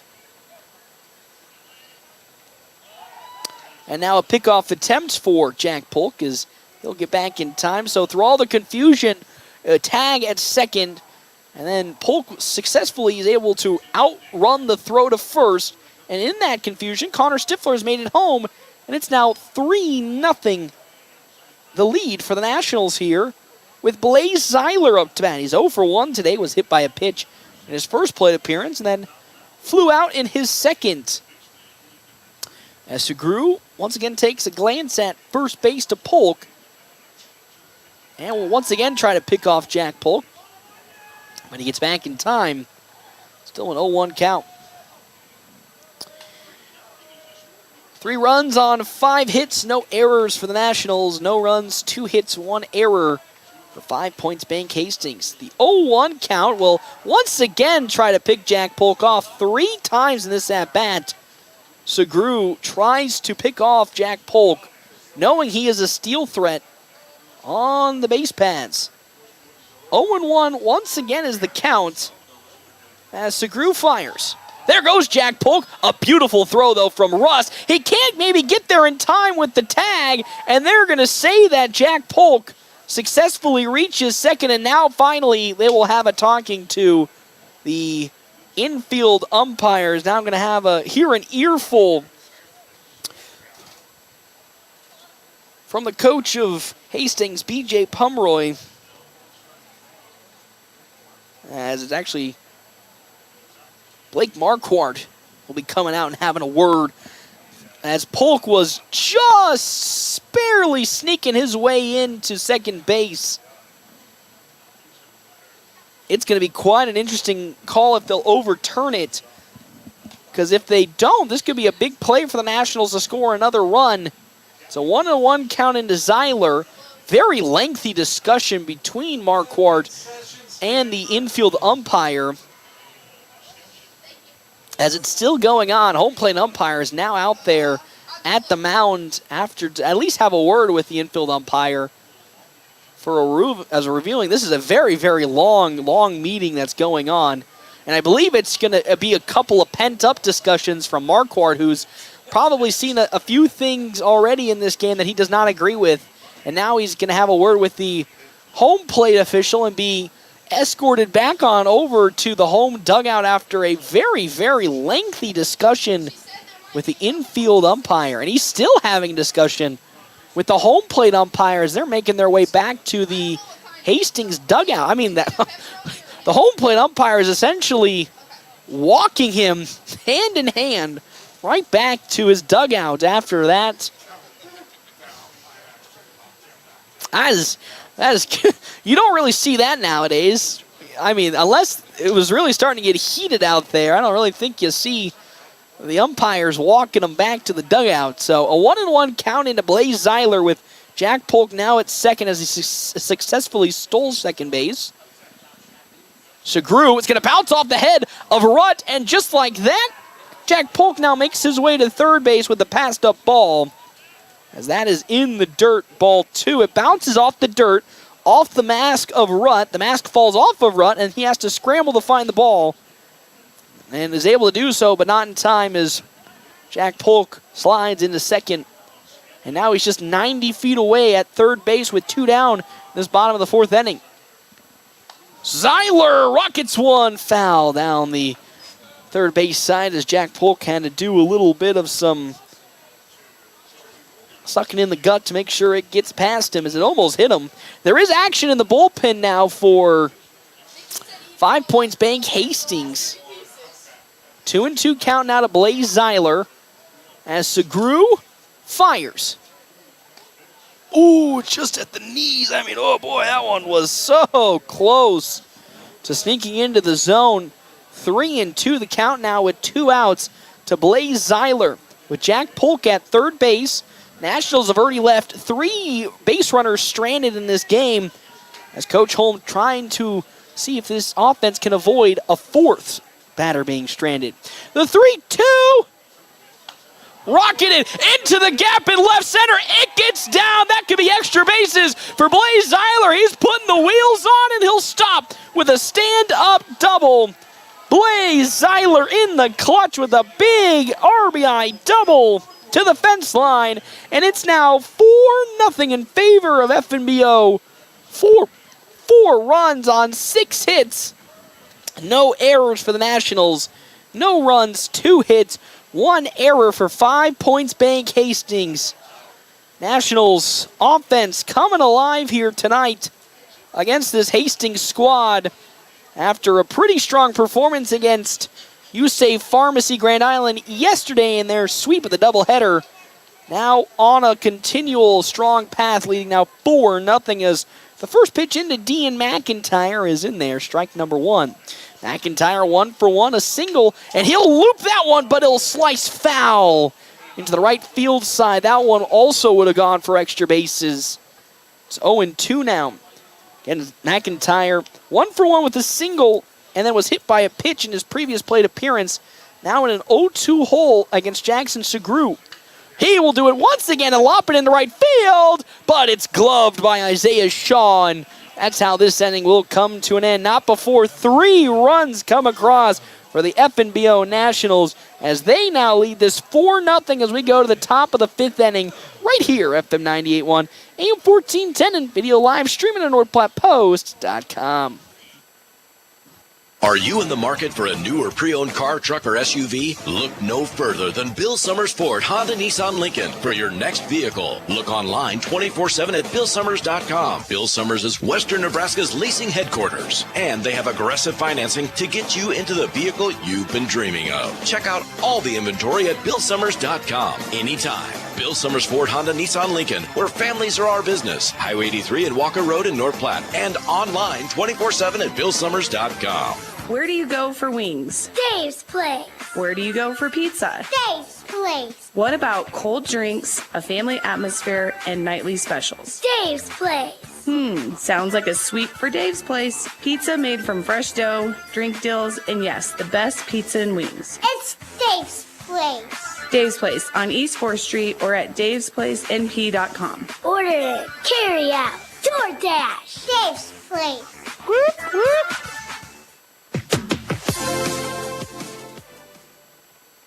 Welcome back here to Billwood Field on Lynn Stockel night. Again in memoriam for Lynn Stockel, who passed away a couple of weeks ago. It was sorely be missed in this North Platte community as he's done so much for Billwood Field as well as youth baseball. So remembering him tonight. And so far, it's been a fantastic performance by not just the senior squad, but the junior squad as well. They picked up a victory against Hastings, 16-11. After being down at one point, 11-2 in that game, they bounced back in the last inning, scoring 7 runs to win it, 16-11, thanks to Tommy Haggard, who came in substitution and just threw an absolute perfect latter half of that game. And now for the national squad, as more pitchers are running out, or more players are running out to the bullpen for 5 Points Bank Hastings. Jack Polk is still on the mound, and it's Caleb Wallmeyer who's up to bat. He singled in his first plate appearance for the Nationals. Following Wallmeyer, Nolan Hyde, and then Dayton Espino as Polk's first pitch is below the knees for ball number 1. And then tight inside for ball number 2 to Wallmeyer. No action in the bullpen so far for this Nationals pitching staff. We said more action for Hastings. They have 2 pitchers warming up at the moment. for Segru as the 2-0 pulls McIntyre away from the plate. Ball 3 on a fastball. 3-0 the count now as Wallmeyer staring down the barrel of a 4-pitch walk to lead off this top of the 5th inning. Our half inning break is brought to you in part by Kevin McGann as Polk will find the zone for strike one. Check out Kevin McGann and the Fortify Group. His location, 621 South Dewey, Suite B. As well as our other sponsors here for today's game, CT Computer Services, your IT guy since 2005 as that one is fouled down the third base side. Strike two. It's now a full count to Caleb Wallmeyer, 3-2. Polk up to 6 strikeouts so far in today's game.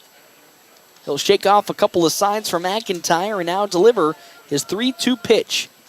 Fouled off by Wallmeyer as it's tracing its way towards the parking lot. Still staying at 3-2 the count now.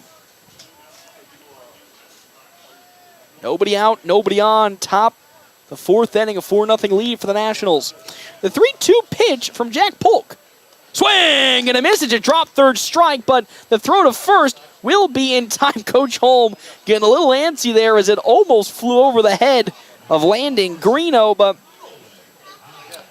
down goes Wallmeyer as they'll throw it to first on the drop third strike, and there's one out in this top of the 5th inning as Nolan Hyde now checks in. He flew out to Race Morkey, a deep fly out to Race Morkey in his first plate appearance against Jack Polk.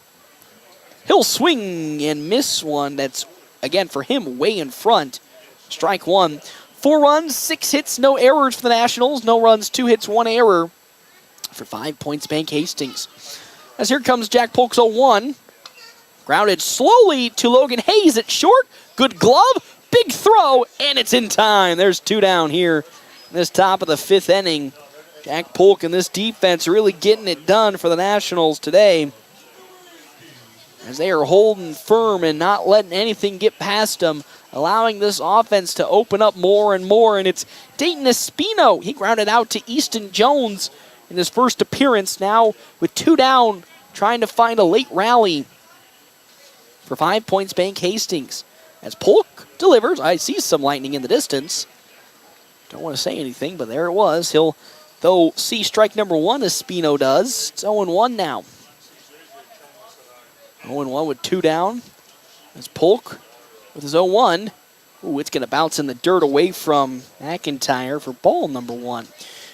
1-1 the count now with 2 down. Again here on Lynn Stockel night in memory of Lynn, who unfortunately passed away a couple of weeks ago during my trip to districts for North Platte High School baseball. 1-1. That's above the letters for ball 2. From Jack Polk.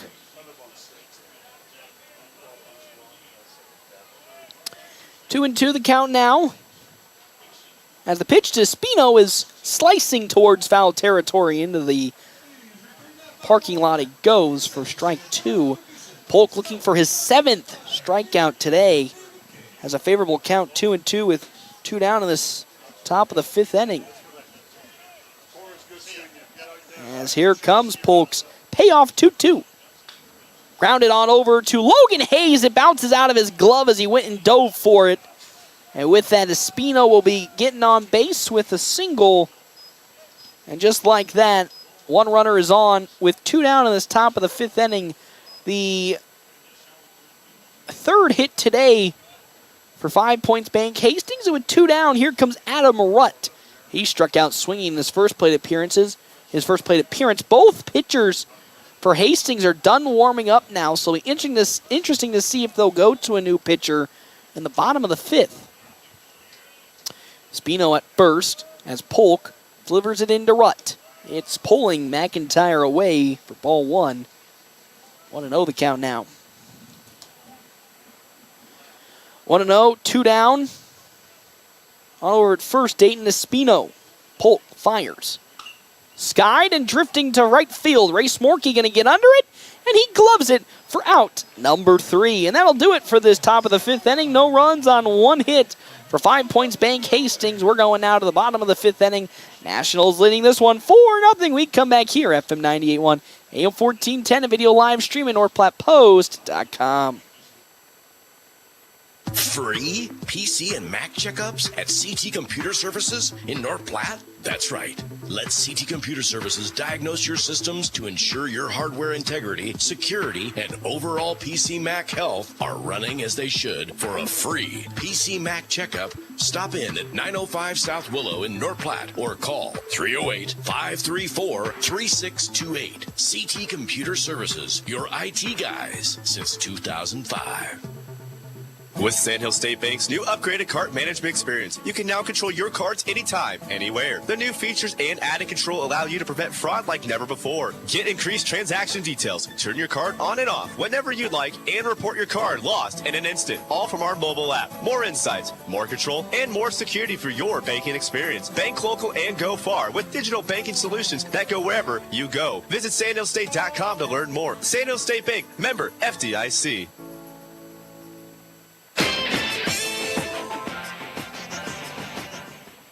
Welcome back here, Billwood Field. Nationals leading 4-0 as we have a new pitcher on the mound for 5 Points Bank Hastings. Nick Mousel will be taking over for Nick Shagru. And Shagru just, unfortunately, in this latter inning, gave up 3 runs and had this lead expand to what was a pretty marginal 1-0 lead for the Nationals to now 4-0. Our half-inning breaks brought to you in part by Kevin McGann in the Fortify Group. Check out Kevin McGann in the Fortify Group. His location, 621 South Dewey, Suite B. Easton Jones will be up to bat for the Nationals. He got out on a bunt attempt in his first plate appearance that led to a double play, and then walked in his second. He'll be facing Mousel for the first time here tonight as he takes over for Segru. Following Jones, Landon Greeno, then Ty Hanneborg for the FNBO Nationals. Bottom of the 5th inning are also breaks and are also sponsors today that I want to thank. Sandhills State Bank, most committed brand of banking with locations in North Platte, Ogallala, Grand, and many more. Head to sandhillstate.com for a full list of services and locations. Mousel will now fire in his first pitch to Easton Jones. That fastball is low and away to Adam Rutt for ball number 1. Rutt 1-0. There were 2 pitchers warming up for 5 Points Bank Hastings. As that next fastball is in there, strike number 1. I saw another bit of some lightning in the distance as talked about that weather. Had a 20% chance of landing here tonight. The 1-1 slicing foul into the parking lot. Strike 2. There was a 20% chance around the 9 to 10 o'clock hour, and now that it's 9:42, it might potentially make its way over. 1-2 the count now with nobody out, nobody on as Easton Jones gets the pitch from Mousel. It's in there, strike 3. As down goes Jones looking. Mousel's first strikeout and first out.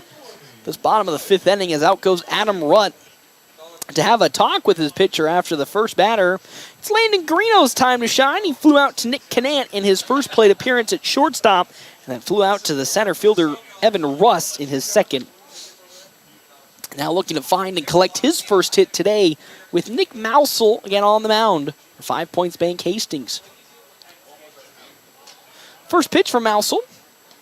Fastball in there, strike number 1. It's 0-1 the count now. With 1 out. Mousel winds up his second pitch. It's outside. Ball number 1. 1-1 the count now. Ty Hanneborg on deck with Logan Hayes in the hole for the Nationals. 1-1. That one slicing towards the foul territory where my pickup truck is. Please don't hurt my poor baby pickup truck. 1-2 the count now. That one actually almost came into the press box. As it's upstairs with that fastball. 2-2 the count now. It's okay. Tad Hanneborg would have caught it for us and protected us from the terrors of the baseballs. 2-2 with 1 out. The pitch. Once again, slicing foul, and Andrew Broch just can't pick it up. first base coach. As it's 2-2 the count now. One out. 4-0 lead for the Nationals in this bottom of the fifth inning. Greeno having a good battle with new pitcher Nick Mousel. The 2-2. Swing and a miss. Down goes Greeno on another fastball for Mousel. And there's the second out of this bottom of the fifth inning. As Ty Hanneborg now checks in, he had a big double to the left corner in his second plate appearance. Brought a run home, and then now he line drived out to Nick Canant in his first. Can he see if he can dissect new pitcher Nick Mousel with 2 down in this bottom of the fifth inning? In there, strike number 1 from Mousel.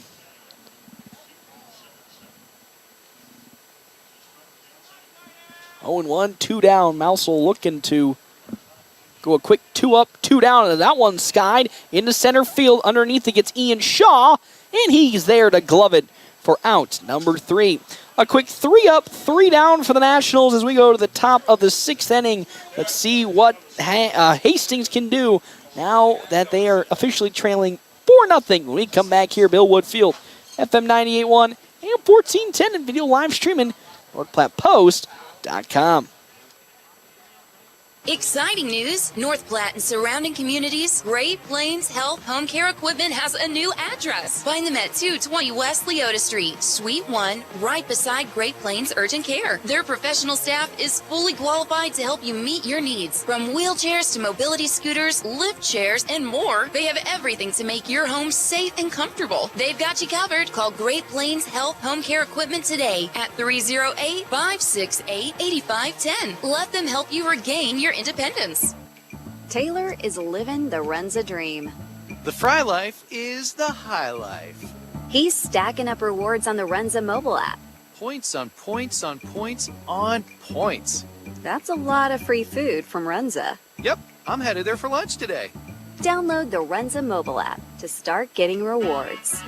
Because from the way we make it to the way it makes you feel, Runza makes it all better.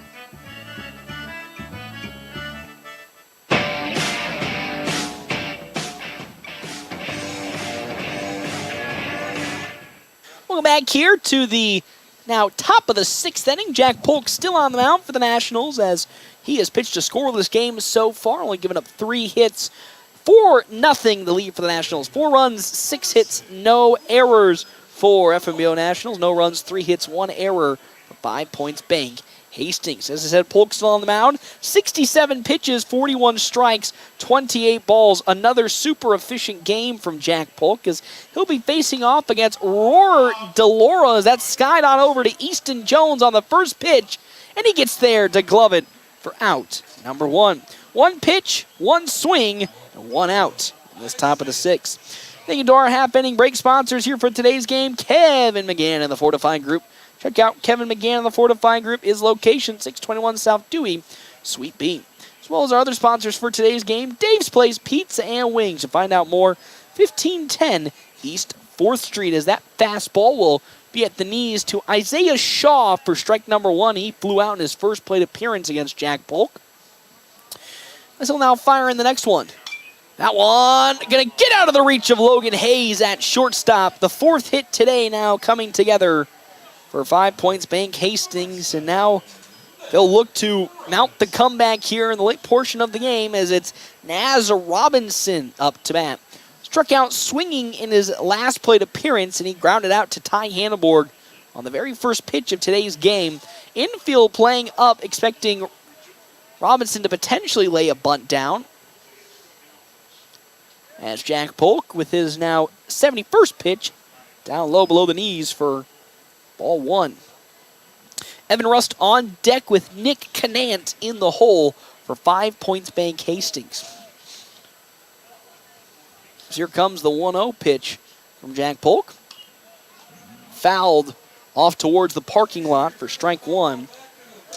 1-1 the count now.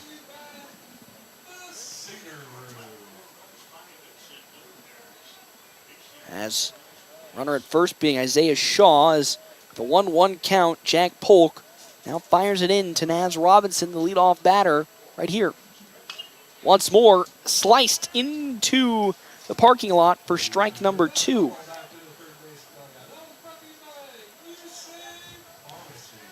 that potential rain threat that we saw earlier is moving its way away from North Platte at the moment, so no rain forecasted to make its way here. A pickoff attempt will get Shaw back.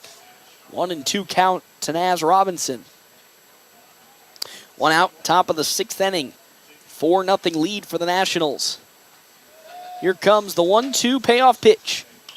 Once more, fouled and sliced into the parking lot. Back 3 now, 3 straight foul balls from Naz Robinson. As it's 1-2 the count now. 4-0 lead. Still classic out there, seeing Coach Holm pace up and down the dugout, putting his path together as he normally does. 1-2, another pickoff attempt. Oh, so close. That one very, very close at first base. He and Isaiah Shaw lucky to get back. Still a 1-2 count to Naz Robinson from Jack Polk. That one reached on and popped up to the heavens. Ty Hannibore gets under it, and he gloves it for out number 2.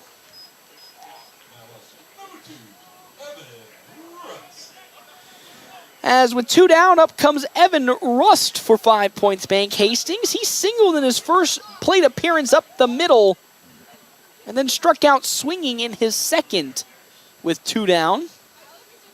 Still at first, Isaiah Shaw for 5 points bank Hastings. As Jack Polk will take another long glance at first and deliver.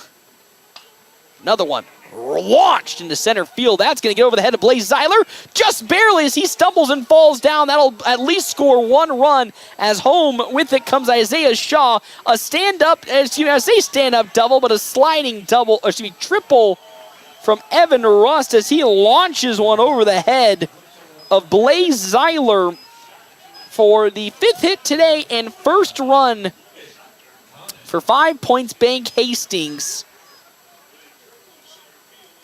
Now the scoreless shutout game comes to an end for Jack Polk as Nick Canant comes up to bat. He grounded out in his last plate appearance, struck out looking in his first. He has Evan Rust at third base following his triple as Polk delivers.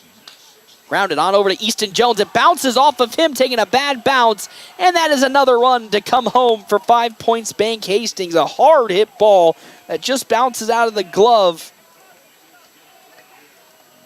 of Easton Jones, and it's now a lead that was a comfortable 4-0, now sliced in half, 4-2, following the hit from Nick Canant as it's Caleb Wallmeyer now up to bat. Got out in his last plate appearance and a dropped third strike and singled in his first. Fastball from Polk is above the letters. Ball number 1. 1-0 the count here for Wallmeyer. As Jack Polk gets set and delivers. Swing, big swing from Wallmeyer that he misses. Strike number 1. He was going to the high heavens with that swing. Couldn't hold it down, and with that, it's a 1-1 count now to Caleb Wallmeyer. A pickoff attempt, but Nick Canant gets back in time. It's still 1-1 the count now with 2 down. 1-1. A 4-2 ball game now after 2 runs came across in this inning. And, oh my good heavens. That one most certainly, I think, should have been a tag out, as Jack Polk really got Nick Canant stuck on that pickoff attempt. So it's 1-1 the count now to Wallmeyer. As another pickoff attempt. Oh, another close call. 3 straight pickoff attempts, all 3 of them almost getting Nick Canant. As here comes the 1-1. Off speed at the knees and in. Strike number 2. It's 1-2 the count now. 1 runner on, being Canant at first base. 2 runs have come across for Hastings in this inning. Off of no errors for the Nationals. 1-2 to Wallmeyer as Jack Polk fires. Runner goes, pulls away, but Runner then runs back to first. That one away from Dean McIntyre for ball number 2. It's 2-2 the count now. 2 outs. Polk, long glance at first to Canant again. Has another pickoff attempt. Almost got Nick Canant, but he successfully gets back. Still 2-2 with 2 down. Following Wallmeyer, Nolan Hyde, and then Dayton Espino for Hastings. The 2-2. Ooh, at off speed. Way upstairs. Forces Dean McIntyre to fly up from the catcher position.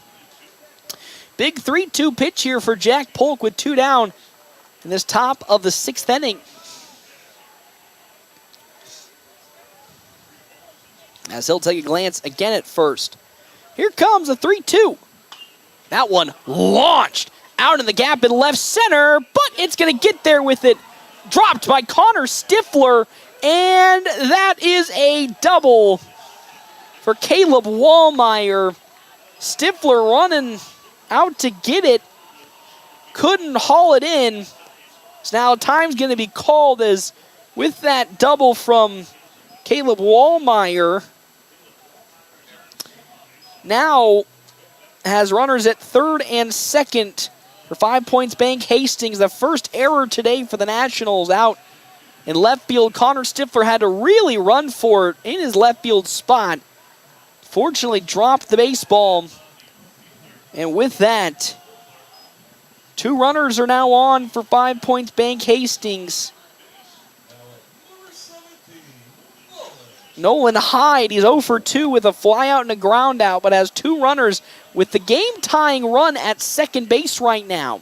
4-2 lead for the FNBO Nationals. Jack Polk still on the mound. No action in the bullpen at the moment. That pitch is outside and low. Ball 1 to Hyde. 1-0 now. 2 runs, 6 hits, 1 error for 5 Points Bank Hastings. 4 runs, 6 hits, 1 error for the Nationals. They're in a little bit of a tough situation. Canant at third, Wallmeyer at second. That's the game-tying run being Wallmeyer at second base. As the 1-0 from Jack Polk, as he'll get the sign from Dean McIntyre, but step off and rerun it. 1-0, 2 down. Polk takes a breath and delivers. That's down in the dirt. Ball 2 to Nolan Hyde. Nobody warming up in the bullpen so far from what I see for the Nationals. 2-0, 2 down here. As Jack Polk delivers. That one skied to the heavens, drifting towards left field. Stifler running on to get it, and it falls into foul territory for strike number 1. It's 2-1 the count now.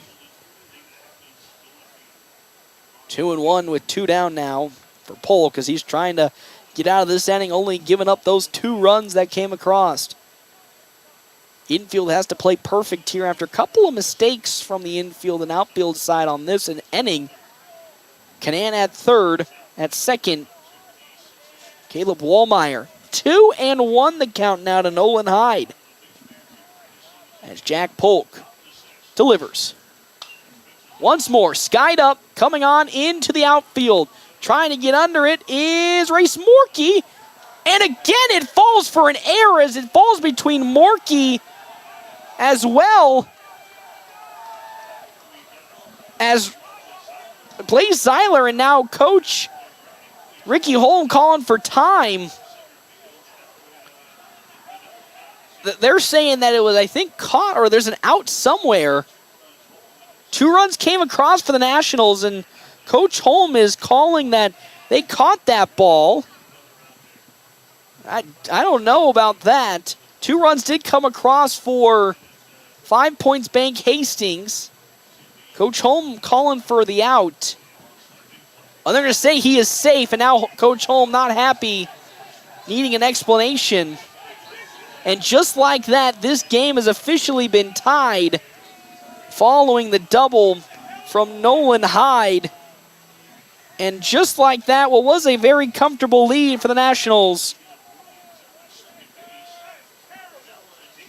Now this game all tied up 4-4 in this inning. Another error for the Nationals. Coach Holm irate here on the home dugout. Hyde at second as Jack Polk fires. In there, strike number one to Dayton Espino. Morkey as well as Blaze Zeiler looked like they were both charging on to get that ball in the outfield and couldn't place it. Coach Holm was looking to see and make the call that they actually caught it, as that one sliced foul down the first base side. Didn't get the call off to, of course, after the game, talk with Coach Ricky Holm about what happened on that specific play, but whatever it was that he saw out there, he is not happy about the call that was put on by the umpires, and now it's a 4-4 ball game. The 0-2. High upstairs on the fastball to Espino for ball one. 1-2 the count with 2 down now. 4 runs have come across in this inning alone, as the Nationals have given up those runs here and are tied 4-4. That off speed way upstairs. 2-2 the count now. Jack Polk, 91 pitches so far in this game. 2-2 now with 2 outs to Dayton Espino, who's 1 for 2 today. Oh my good heavens, that one so close to finding the strike zone. It's ball 3, 3-2 the count now. Coach Holm definitely getting those steps in this inning. As 3-2 with 2 down, Polk reruns the sign for McIntyre. Doesn't like it, and now gets a new one. Here comes the 3-2 pitch. Oh, and it's way in the dirt for ball 4, and Espino will walk on over to first with the 3-2 walk. I believe going and warming up in the bullpen for the Nationals, Ty Robinson. I don't see him in the dugout anymore. Adam Rutt comes in. He's 0 for 2 today. Struck out swinging in his first plate appearance and flew out to race Morkey in right field on his second. That fastball too high above the letters for ball 1.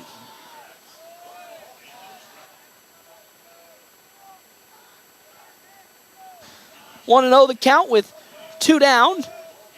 Pitch. Good bounce back pitch as it's in there. The observers have pointed out Ty Robinson is warming up in the bullpen for the Nationals next inning, which he will come in.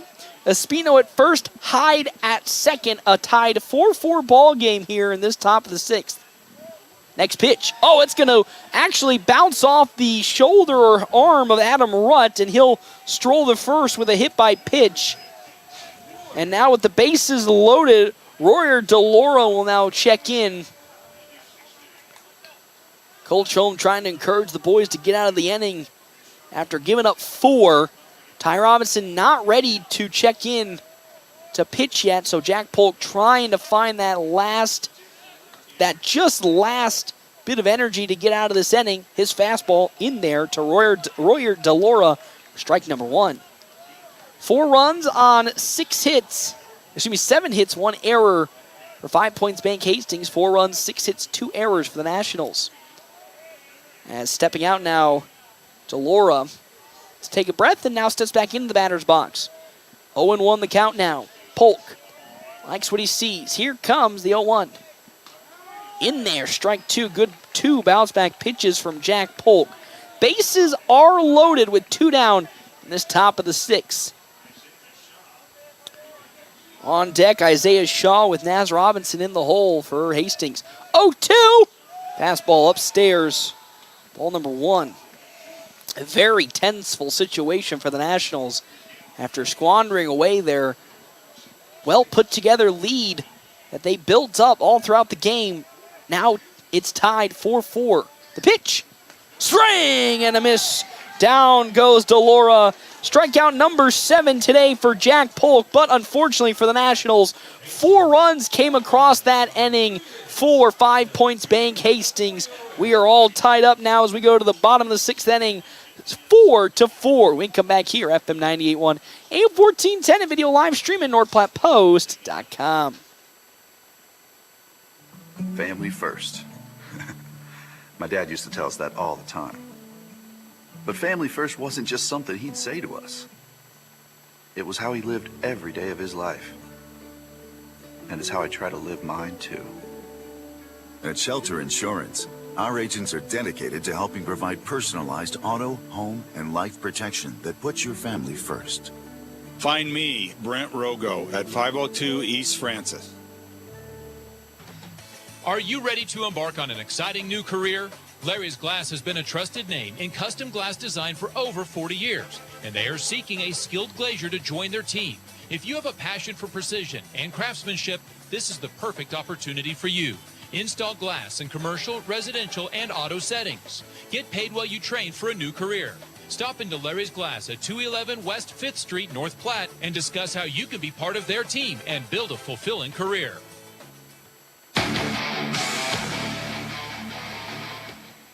Welcome back here to the bottom of the 6th inning, a now tied 4-4 ball game here at Billwood Field. 4 runs, 7 hits, 1 error for 5 Points Bank Hastings. 4 runs, 6 hits, 2 errors for the Nationals, as now it's Andrew Brocious having a talk with the officials as he makes his way over to his first base coaching position. Nationals had worked all game to build up a nice, comfortable 4-0 lead, and Jack Polk was easily putting Hastings up and down the order with outs until the last inning, when 4 runs came across for Hastings on a flurry of unfortunate errors and mistakes from the Nationals squad that allowed this game to be tied up. And I talked about it in our Quick Stop pregame show and our defensive keys to the game. Hastings, a team that rarely makes any mistakes.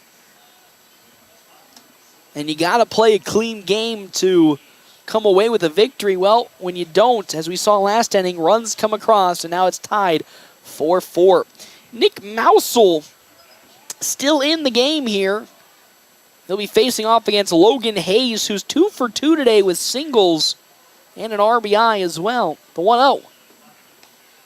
2-0 the count now from Nick Mousel to Logan Hayes. Connor Stifler is on deck with Race Morkey in the hole.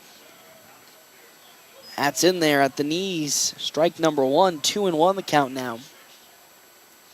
Now the Nationals need to just clear their head out and move on from what happened last inning and start to focus back in to get some runs across. And off to a good start here for Logan Hayes, as it's a 3-1 count to the leadoff man this inning as he's trending towards a walk. The 3-1. Swing and a miss on a pitch he was way in front of. 3-2 now. Nobody out, nobody on, bottom of the 6th inning. We potentially could be seeing extra innings here tonight. As here comes the 3-2. Outside, ball 4, and with that, Logan Hayes takes a nice leisurely stroll on over to first base with Connor Stifler now up to bat. He's 0 for 1 today, struck out swinging in his first plate appearance, and then was hit by a pitch in his second. Logan Hayes, a potential steal threat at first, so Nick Mousel will have to pay attention and keep aware of it. As first pitch to Stifler, there goes Logan Hayes. Stifler lays down a really beautiful bunt. Mousel's throw to first will be in time, and Logan Hayes will get safely on over to third, and here comes once again out to have a chat with the infield umpire. Blake Marquardt will now come out and have a discussion with the infield officials as Logan Hayes slides into third after being called safe on the bunt from Connor Stifler. They get the out at first. Hayes moves all the way over to third. And now they're having a discussion. This could be overturned. Potentially having a deep discussion. Deep discussion still calling, and now they're going to go talk again to Marquardt as he is absolutely irate with the call. He's already come out once this game and had a discussion with the umpires, and now getting super agitated. Might get assessed a warning potentially if he doesn't be careful. So now he's pointing. He is really going at it. Well, now he's marching his way over to where Logan Hayes started to slide.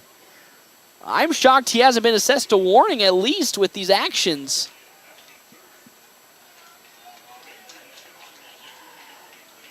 And now he's being asked to go back to the dugout. So the call will still stands. Logan Hayes is now on over at third base.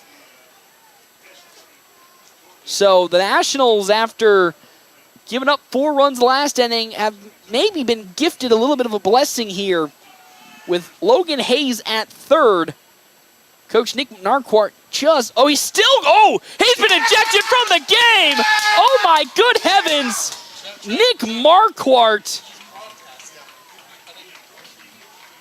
gets absolutely thrown out of this game as he objected. He was having a discussion with the home plate official, and something was exchanged between the both of them, and he just got tossed from this game. He's refusing to leave the dugout right now. Still having a conversation. Oh, he's still going. He is absolutely still going ham. So Logan Hayes is now at third. Nick Marquardt, head coach for Hastings, ejected after a call at third base. That was a bang-bang play that Marquardt did not agree with. A lengthy discussion from the officials, and as he was walking back to the dugout with the home plate umpire, something was said at the end between both of them that just sent Nick Marquardt off the rails, and he's been thrown out of today's game, and I believe he'll be at least assessed, I think, a 1-game suspension for getting thrown out.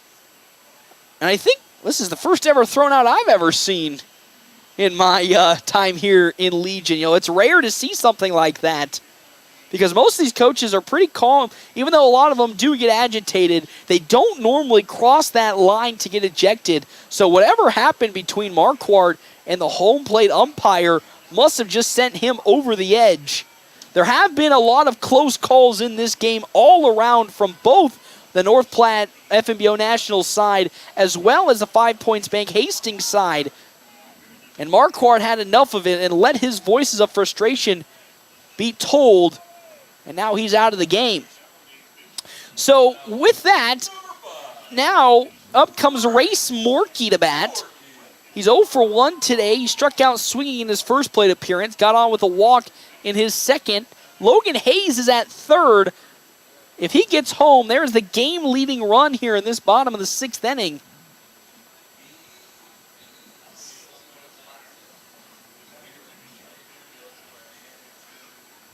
So, getting some more pitches is Nick Mousel after that long, lengthy discussion. They're going to give Mousel some warm-up pitches. An unbelievable scene here at Billwood Field as pandemonium. Nick Marquardt for Hastings. If you're just tuning in, 5 Points Bank Hastings coach just got ejected from today's ball game. As the pitch in from Mousel is bouncing off the glove. There, the third baseman, Naz Robinson, and he's safe at first. And again, some more frustration in the dugout for the Hastings assistant coach as the run comes across for the Nationals. They now lead 5-4. Another hit this time for Race Morkey as it bounces out of Naz Robinson's glove. Eerily similar to what happened with Easton Jones during that top of the 6th inning.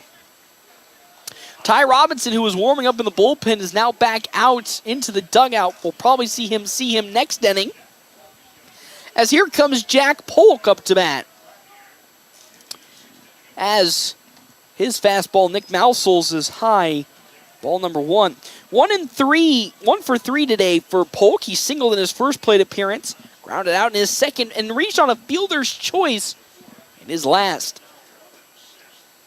5-4 lead for the Nationals here as a pickoff attempt. It's going to get past the first baseman, Gwalmeyer's glove. It's going all the way back, so Morkey's going to run his way to third, and he'll stop following the... Oh, they're going to... Wait a minute. They're going to put Race Morkey back at second. They're going to say it went out of the field of play as it crossed that fence line. So if you look at it, the fence line walks its way only down about halfway on the outfield, and once it stops, it goes into the pitching area for the opposing side. It got all the way past that fence line, so essentially they'll move Race Morkey back on over to second following the passed up ball. So that was a runner in scoring position at second base for the Nationals with now a 2-0 count. From Nick Mousel into Jack Polk. On deck, Blaze Zeiler and then Dean McIntyre. As the pitch, fouled off the bat of Jack Polk, off the face mask then of Adam Rutt. Strike number one. Man, oh man, we always talk about how this rivalry is super intense, but reached a whole new level today. As the 2-1 pitch from Mousel stops as he tries to pick off Morkey at second. 2-1 with one out. Again, Jack Polk up to bat. Blaze Zeiler on deck with Dean McIntyre in the hole. 2-1 the count now from Nick Mousel as here it comes. There goes Race Morkey. He's trying to steal third. Beautiful throw from Adam Rutt, and he gets called out at third base. Coach Ricky Holm and this base running crew getting a little too overzealous, and Morkey gets thrown out. And now there are 2 outs here in this bottom of the 6th inning. 3-1 the count now. As Morkey and this base running squad try to push the advantage. So with 2 down, it's a 3-1 count, and that's going to be skied up. Onwards comes Caleb Wallmeyer to glove it. He doesn't get there, and it's a foul ball, so it's 3-2 the count now. 3-2 with 2 down now in this bottom of the 6th inning. And now time is going to be called as Adam Rutt will go have a word with his pitcher, Nick Mousel. Blaze Zeiler on deck, McIntyre in the hole. 2 down here in this bottom of the 6th inning.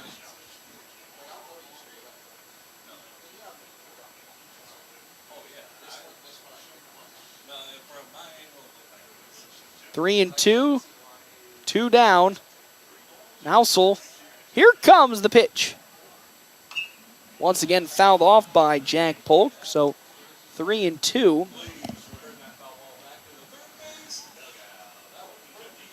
Top of the order here for the Nationals. This could be their potential last offensive outing of today's game if they can batten the hatches down in the top of the 7th inning. Payoff pitch in there. Strike 3 as down goes Jack Polk looking. And that's how we'll go to the top of the 7th inning. A 1-run lead for the Nationals.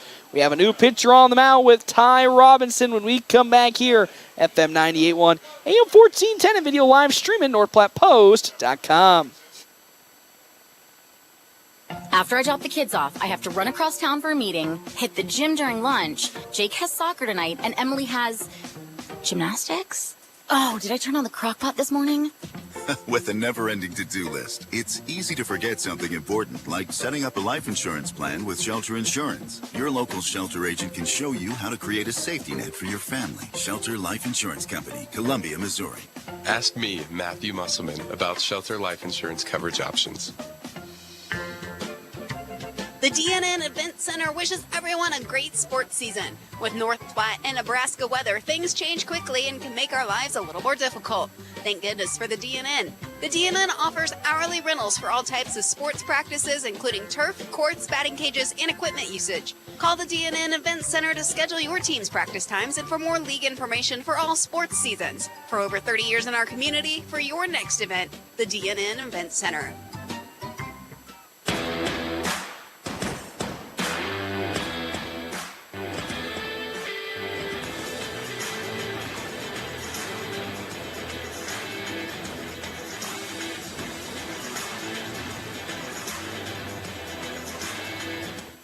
Back here, Bill Woodfield. It's top of the 7th inning. Nationals leading 5-4.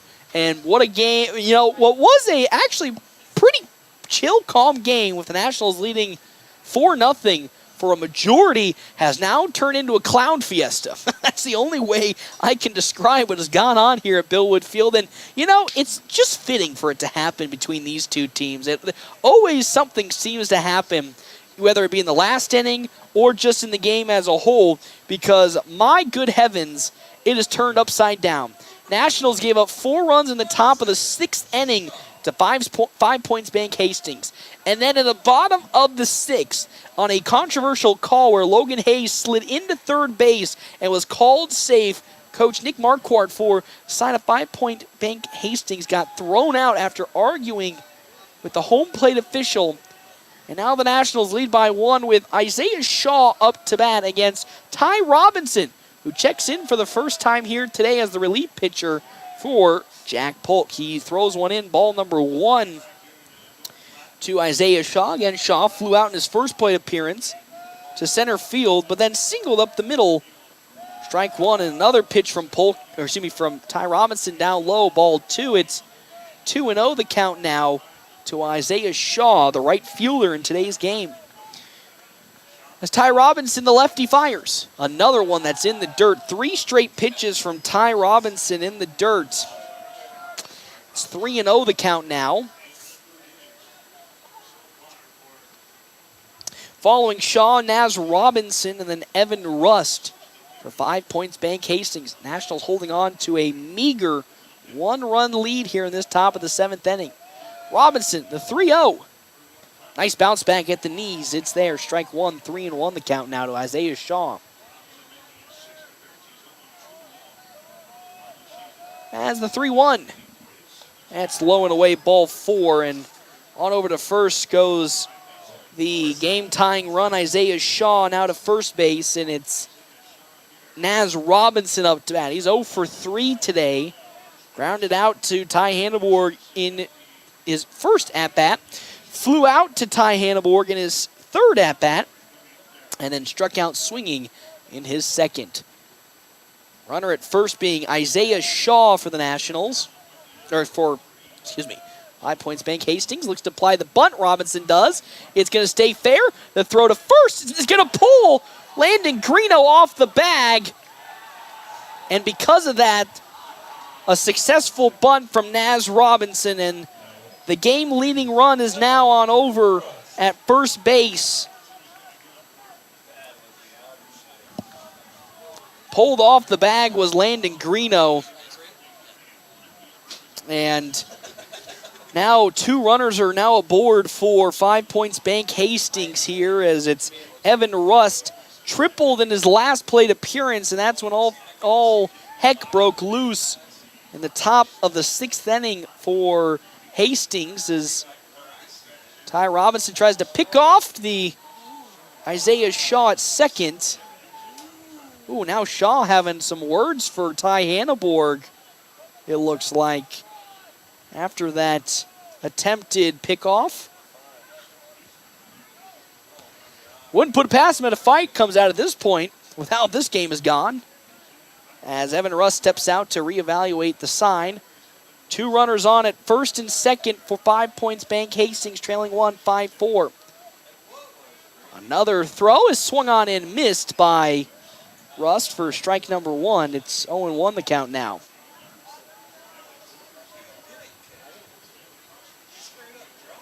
Nobody out, 2 runners on in this top of the 7th inning. Could be the final inning between these two teams here today if Ty Robinson can find that last, can find the outs here and not allow any runs to come across. As here comes another 0-1. Pulled back, it bounces on the ground for ball 1 from Ty Robinson.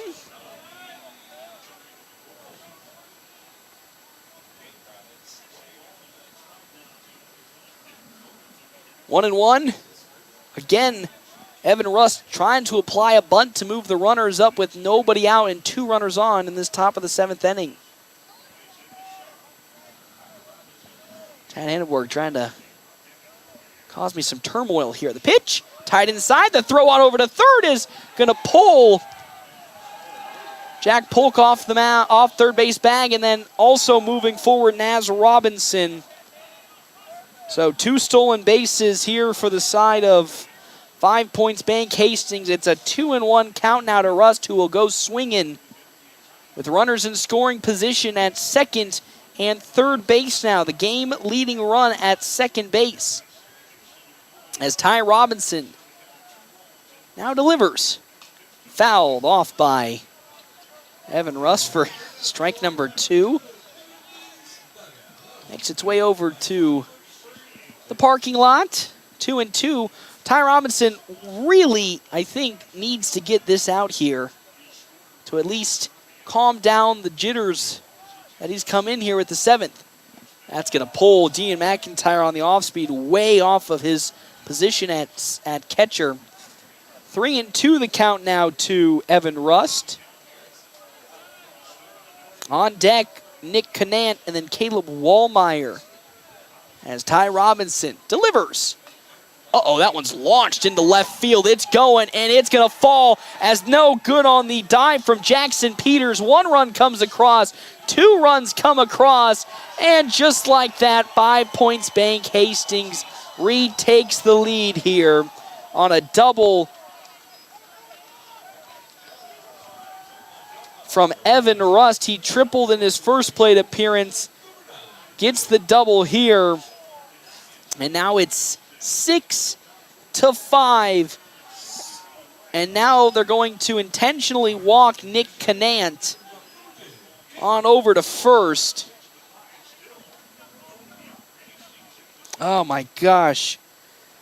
Nobody is out in this inning, and intentionally walked to first is Nick Canant, as there is a force out at any bag for the for 5 Points Bank Hastings. A triple play is still in effect here. Could be possible. It's 6-5 now. On over at second, Evan Rust. Nick Canant at first. There's nobody out in this top of the 7th inning.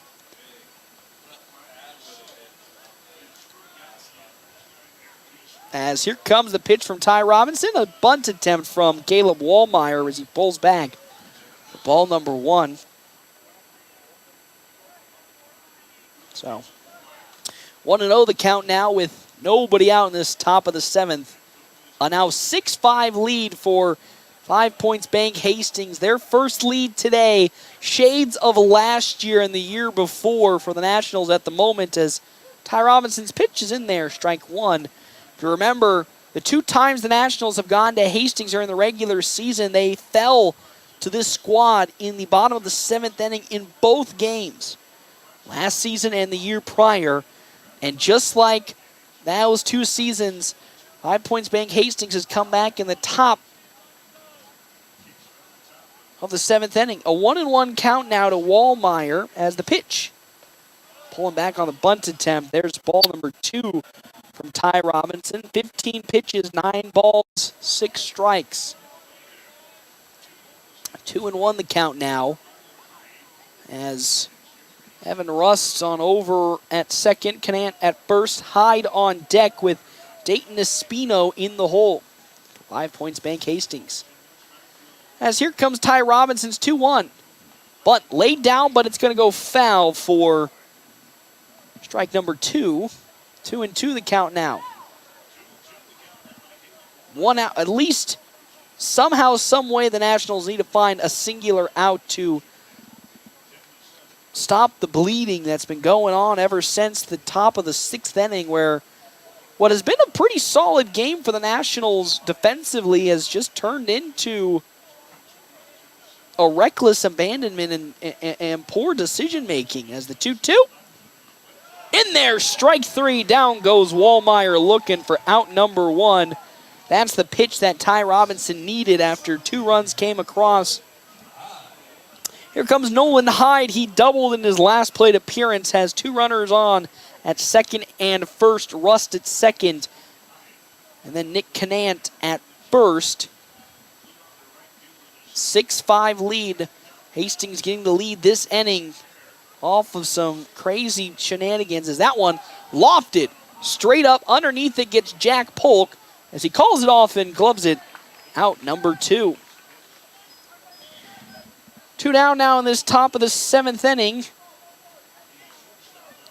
As now comes Dayton Espino. He's 1 for 2 today. Grounded out to Easton Jones in his first appearance. Singled past Jack Polk, well, it was Logan Hayes at the time in his second appearance, and walked last time out. Still 2 runners on for 5 Points Bank Hastings as that pitch from Robinson in there, strike 1. Rust at second, Canant still at first. 5 Points Bank Hastings down there. Head coach Nick Marquardt, as he was ejected this game. That pitch beautifully thrown in for strike 2 from Ty Robinson. He's finally starting to get into a rhythm after a rocky start to this inning. 6-5 lead for 5 Points Bank Hastings in this top of the 7th. As here comes the 0-2 pitch from Ty Robinson. Skied up, drifting on over to Landon Greeno in foul territory, but Race Morkey overruns it in the right foul area, so we'll still stay at 0-2. Morkey trying to get there as quick as he can in right field, overshoots it, and it's 0-2 the count back now to Dayton Espino. Adam Rutt on deck with Royer DeLora in the hole for 5 Points Bank Hastings. 0-2, 2 down. Robinson looking for 3 straight outs to end this inning. Here comes 0-2. That one slowly grounded on over to Ty Hanneborg. The throw to second is in time, and that's how this inning will come to an end. Not before 2 runs did come across for 5 Points Bank Hastings. Now here in this potential final inning for the Nationals.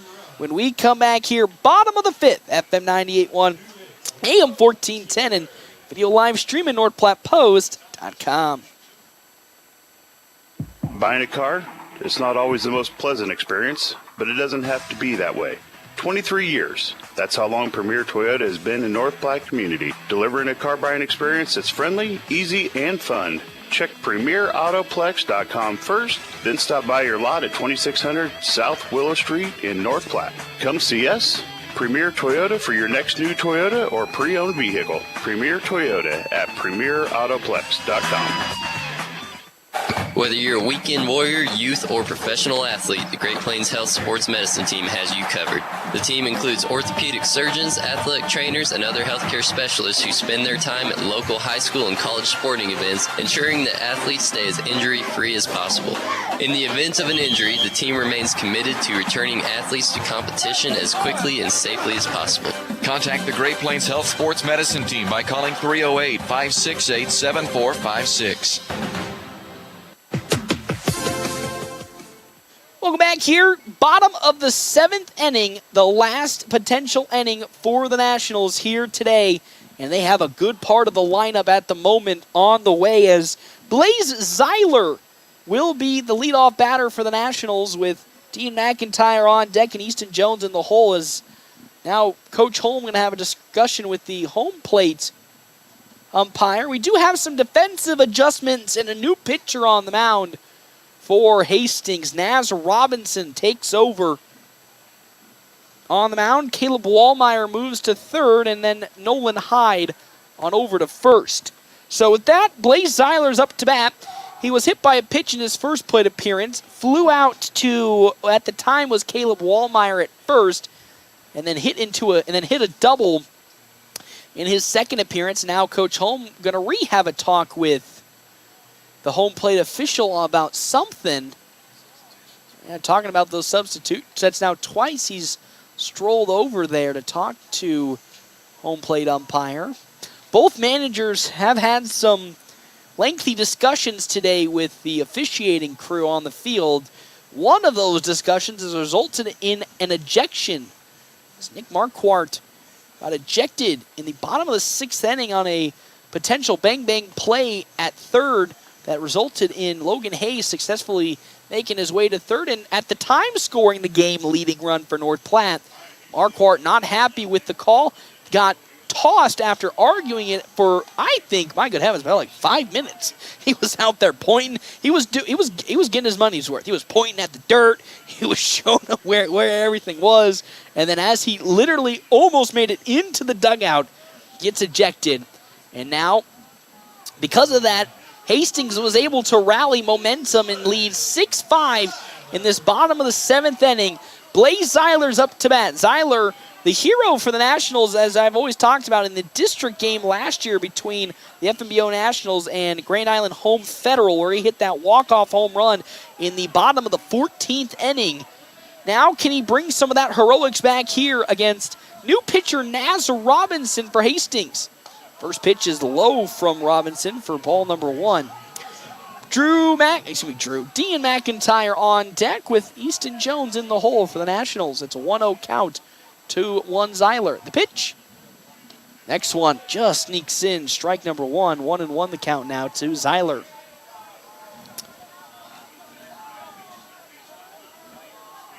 The next pitch.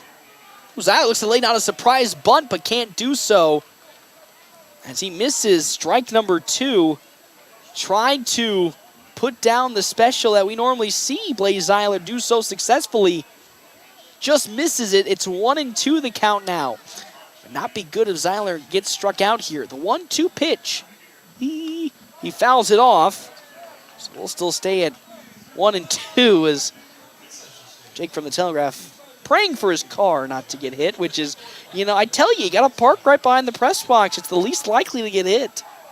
1-2 with nobody out. The pitch. No, at the knees is in there. Strike number 3 is down goes Zeiler looking. 1 out here in this bottom of the 7th inning. Here comes Dean McIntyre. 1 for 2 today. He singled in his first at-bat to right field. Was hit by a pitch in his second and then flew out in his third. Naz Robinson fires. That's skied up. Drifting on over to Nolan Hyde at first, now into right field, and gloved up by Isaiah Shaw. And there's 2 down now here in this bottom of the 7th. This is the last out for the Nationals in this ball game after comfortably leading 4-0 all night long. It all unraveled in the top of the 6th inning and 7th. As they allowed 6 runs to come across and now trail 5 points Bank Hastings 6-5. That one rocketed out into the gap in right center field. It's going all the way to the fence line. The speed from Easton Jones could be a triple. He's rounding second. Here comes Easton Jones. He gets down. Oh my good heavens, it almost got to the fence line here on the third base side, but a big triple from Easton Jones with 2 down gives the Nationals life here to potentially tie this game up with Landon Greeno at the plate. He's 0 for 3 today, Greeno is. He's flown out twice and struck out swinging in his last appearance, and now we have time called. And we're going to have a pitcher's meeting here for 5 points Bank Hastings. Oh my good heavens. My heart can't take this game today. After what's been going on this week and moving next week, my heart is at an elevated rate that's unhealthy for my 25-year-old body. And it could get even worse here as with 2 down, the game-tying run at third base, Landon Greeno has an opportunity now to send this game to extra innings for the Nationals. Naz Robinson gave up a triple a second ago to Easton Jones. Can Greeno deliver? First pitch gets away. It's actually going to hit Landon Greeno. Oh my good heavens. It's going to be hitting Greeno instead of getting past Adam Rutt. And because of that, Ty Hanneborg now comes up to bat. So now the winning run is at first base, and we're going to have a courtesy runner for Landon Greeno. It's going to be Tyler Townsend will be the courtesy runner wearing number 16 tonight. I can potentially see Coach Holm throwing or going for a steal from Townsend at first to potentially put the game-tying run at second with Ty Hanneborg up to bat. He doubled to the corner in his second plate appearance today. He reaches for one, going into the outfield, and it's gloved by Roria Deloria. And that's how this game comes to an end. it all falls apart for the Nationals in the top of the 6th inning after comfortably leading this game 4-0. The Nationals give up 6 runs in the last 2 innings and fall 6-5, and their potential run on a 4-game winning streak comes to an end here today as the Nationals fall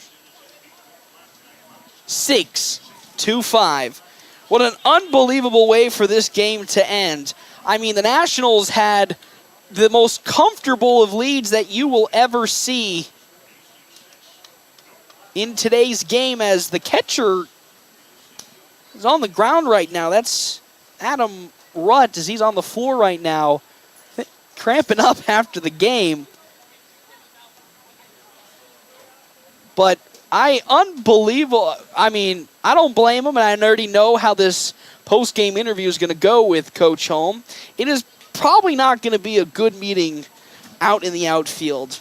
After what was a commanding lead for the Nationals all the way through this game up until the 6th inning, when it all fell apart, the Nationals fall in this game 6-5 against 5 Points Bank Hastings, and now fall to 6-5 on the season. And I mean, it's so weird to see how this game turned out because the Nationals had such a commanding lead and a commanding presence in this game. For them to just have it all fumble apart and fumble in the way it did at the finish line with errors, mental mistakes, and really feeling like they just forgot how to play baseball.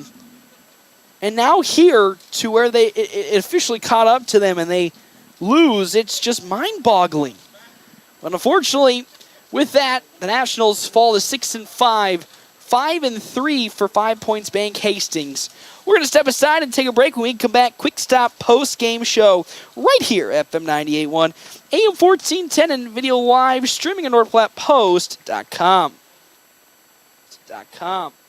After I drop the kids off, I have to run across town for a meeting, hit the gym during lunch. Jake has soccer tonight, and Emily has gymnastics? Oh, did I turn on the crock pot this morning? With a never-ending to-do list, it's easy to forget something important, like setting up a life insurance plan with Shelter Insurance. Your local Shelter agent can show you how to create a safety net for your family. Shelter Life Insurance Company, Columbia, Missouri. See me, Pete Volz, at 501 South Jeffers for a free insurance review.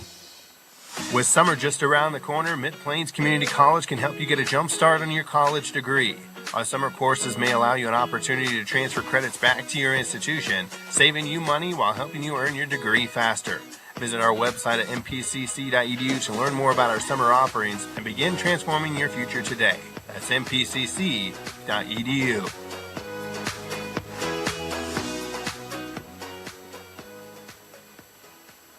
Are you in the market for a new or pre-owned car, truck, or SUV? Look no further than Bill Summers Ford, Honda, Nissan, Lincoln for your next vehicle. Look online 24/7 at BillSummers.com. Bill Summers is Western Nebraska's leasing headquarters, and they have aggressive financing to get you into the vehicle you've been dreaming of. Check out all the inventory at BillSummers.com anytime. Bill Summers Ford, Honda, Nissan, Lincoln, where families are our business. Highway 83 and Walker Road in North Platte, and online 24/7 at BillSummers.com.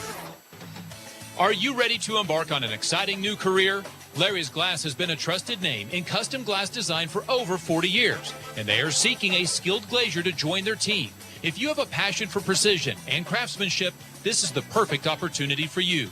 Install glass in commercial, residential, and auto settings. Get paid while you train for a new career. Stop into Larry's Glass at 211 West 5th Street, North Platte, and discuss how you can be part of their team and build a fulfilling career. Family first. My dad used to tell us that all the time. But family first wasn't just something he'd say to us. It was how he lived every day of his life. And it's how I try to live mine too. At Shelter Insurance, our agents are dedicated to helping provide personalized auto, home, and life protection that puts your family first. Find me, Brent Rogo, at 502 East Francis. Taylor is living the Runza dream. The Fry life is the high life. He's stacking up rewards on the Runza mobile app. Points on points on points on points. That's a lot of free food from Runza. Yep, I'm headed there for lunch today. Download the Runza mobile app to start getting rewards. Because from the way we make it to the way it makes you feel, Runza makes it all better. Exciting news! North Platte and surrounding communities, Great Plains Health Home Care Equipment has a new address. Find them at 220 West Leota Street, Suite 1, right beside Great Plains Urgent Care. Their professional staff is fully qualified to help you meet your needs. From wheelchairs to mobility scooters, lift chairs, and more, they have everything to make your home safe and comfortable. They've got you covered. Call Great Plains Health Home Care Equipment today at 308-568-8510. Let them help you regain your independence. The game's in the books. Time for the post-game show on FM 98.1 and online at northplattpost.com. Welcome back here, Bill Woodfield. Nationals fortunately fall in this one. 6-2-5 to 5 points bank Hastings. Coach, after what was a pretty dominant display in the first half of this ball game, it all somehow magically comes apart in the top of the sixth inning in ways that, are tough to explain and tough to comprehend of how it could have transpired like that. And to be honest, it only could have transpired against a Hastings team where I think you feel like you get shades of last season and the season prior, where same things kind of happen in the bottom of the seventh inning when you've lost in both those games. So take me through the motions you're going through right now with this loss and kind of what transpired with some of those errors in the outfield. Yeah, I know we had talked about the last time we had talked about it where, this is a rivalry game. It doesn't matter who's better, who's worse. It always seems to be a close game like that. Jack came out of the gate, was cruising, throwing well. I think there in that sixth inning he got a little tired. But if the defense plays behind him, we really miss Joni in the outfield. It's really apparent out there. I'm pretty sure every outfielder dropped a fly ball. And against a quality opponent like Hastings, if you're going to make those type of mistakes, they're going to capitalize on it. And then, get that lead back and then go into the seventh inning. Jack had reached his pitch limit. Ty Robb comes out, walks the leadoff guy after getting the lead, and then it was kind of on for them from there. So we know we have some things to clean up. I kind of told the guys this is going to be kind of the point in the season, whether we decide what type of team we're going to be. Telling them I'm, kind of getting vibes of that team 2 years ago that was around 500 and could beat any team and could lose to any team. And, we were there at the end of the season with a chance to win it. But, we have some pretty high goals this year. And if we're going to attain those, that type of play isn't going to work. So, nobody's going to feel sorry for us. We're into the dog days now. I mean, we're going to have games pretty much every day from here on out. So, going to have to get back to the drawing board and clean up some stuff and hopefully be able to take care of business on Sunday. And that's what makes it so interesting is yesterday, Caden Johnson also not there in a doubleheader, and it all seemed, perfectly fine out there. A couple of the guys you saw today in the outfield are out there yesterday and making these types of routine plays. So, could you say just boiled down to just maybe, again, as a huge rivalry game, it's really been butting into that for the last couple of seasons now. Do you think it was sort of maybe the lights just got a little too big in those moments, knowing that the game was starting to slowly unravel at that time, or you really just boil it down to mental mistakes and really your outfield captain, not being present in today's game? Yeah, I think both the left and right fielders, when Joni there, just feel more comfortable making plays and knowing that if they can't get to it, that he's got a good shot at coming in and cleaning it up for them. Stifler's new to the outfield. He's predominant. Whether it's next year or the end of this year or in 2 years, he's going to be starting for us, in the infield. But just trying to get his bat into the lineup. I like the energy that he brings to the team. So, but like I told the guys, whether you've played outfield or not, it's a pop-up. You've been catching pop-ups since you were 3 years old. So, it's definitely frustrating. We're definitely, going to go back and work on stuff like that. But, guys are going to have to step up. Like I said, the key to this season is being comfortable, being uncomfortable.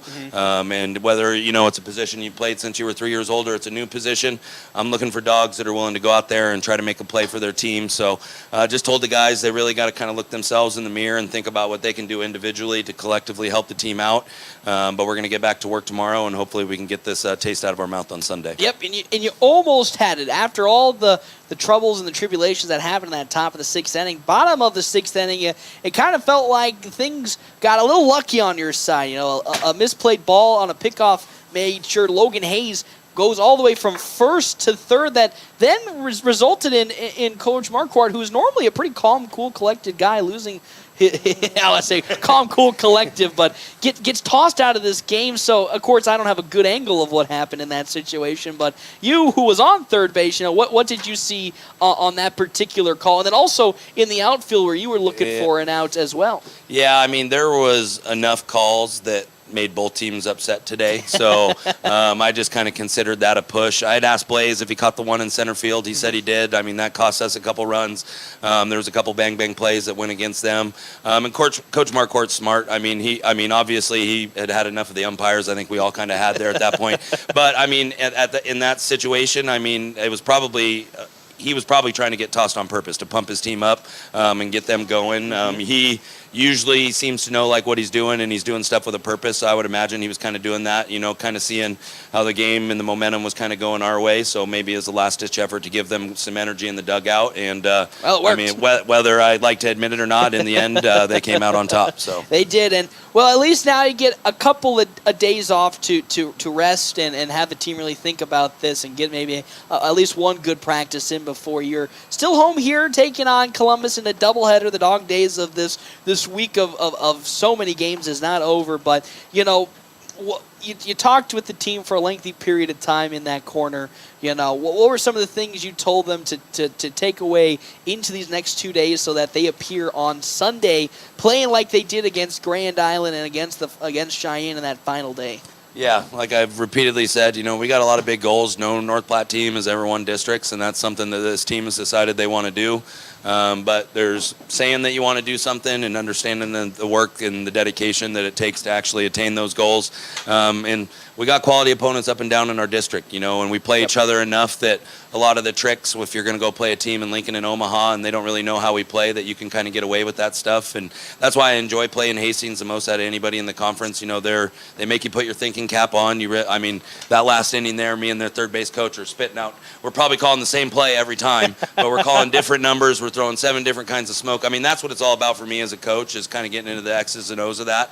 But just kind of understanding that, this is that fine line in the season, even though it's early on, because once we got going here, we're not going to stop till the end of the season. Mm-hmm. So understanding that this is kind of the fulcrum point of our season, and kind of deciding on whether we're going to be that team that knows how to put teams away, or if we're going to be that team that beats teams that we probably shouldn't and loses to teams that we probably shouldn't.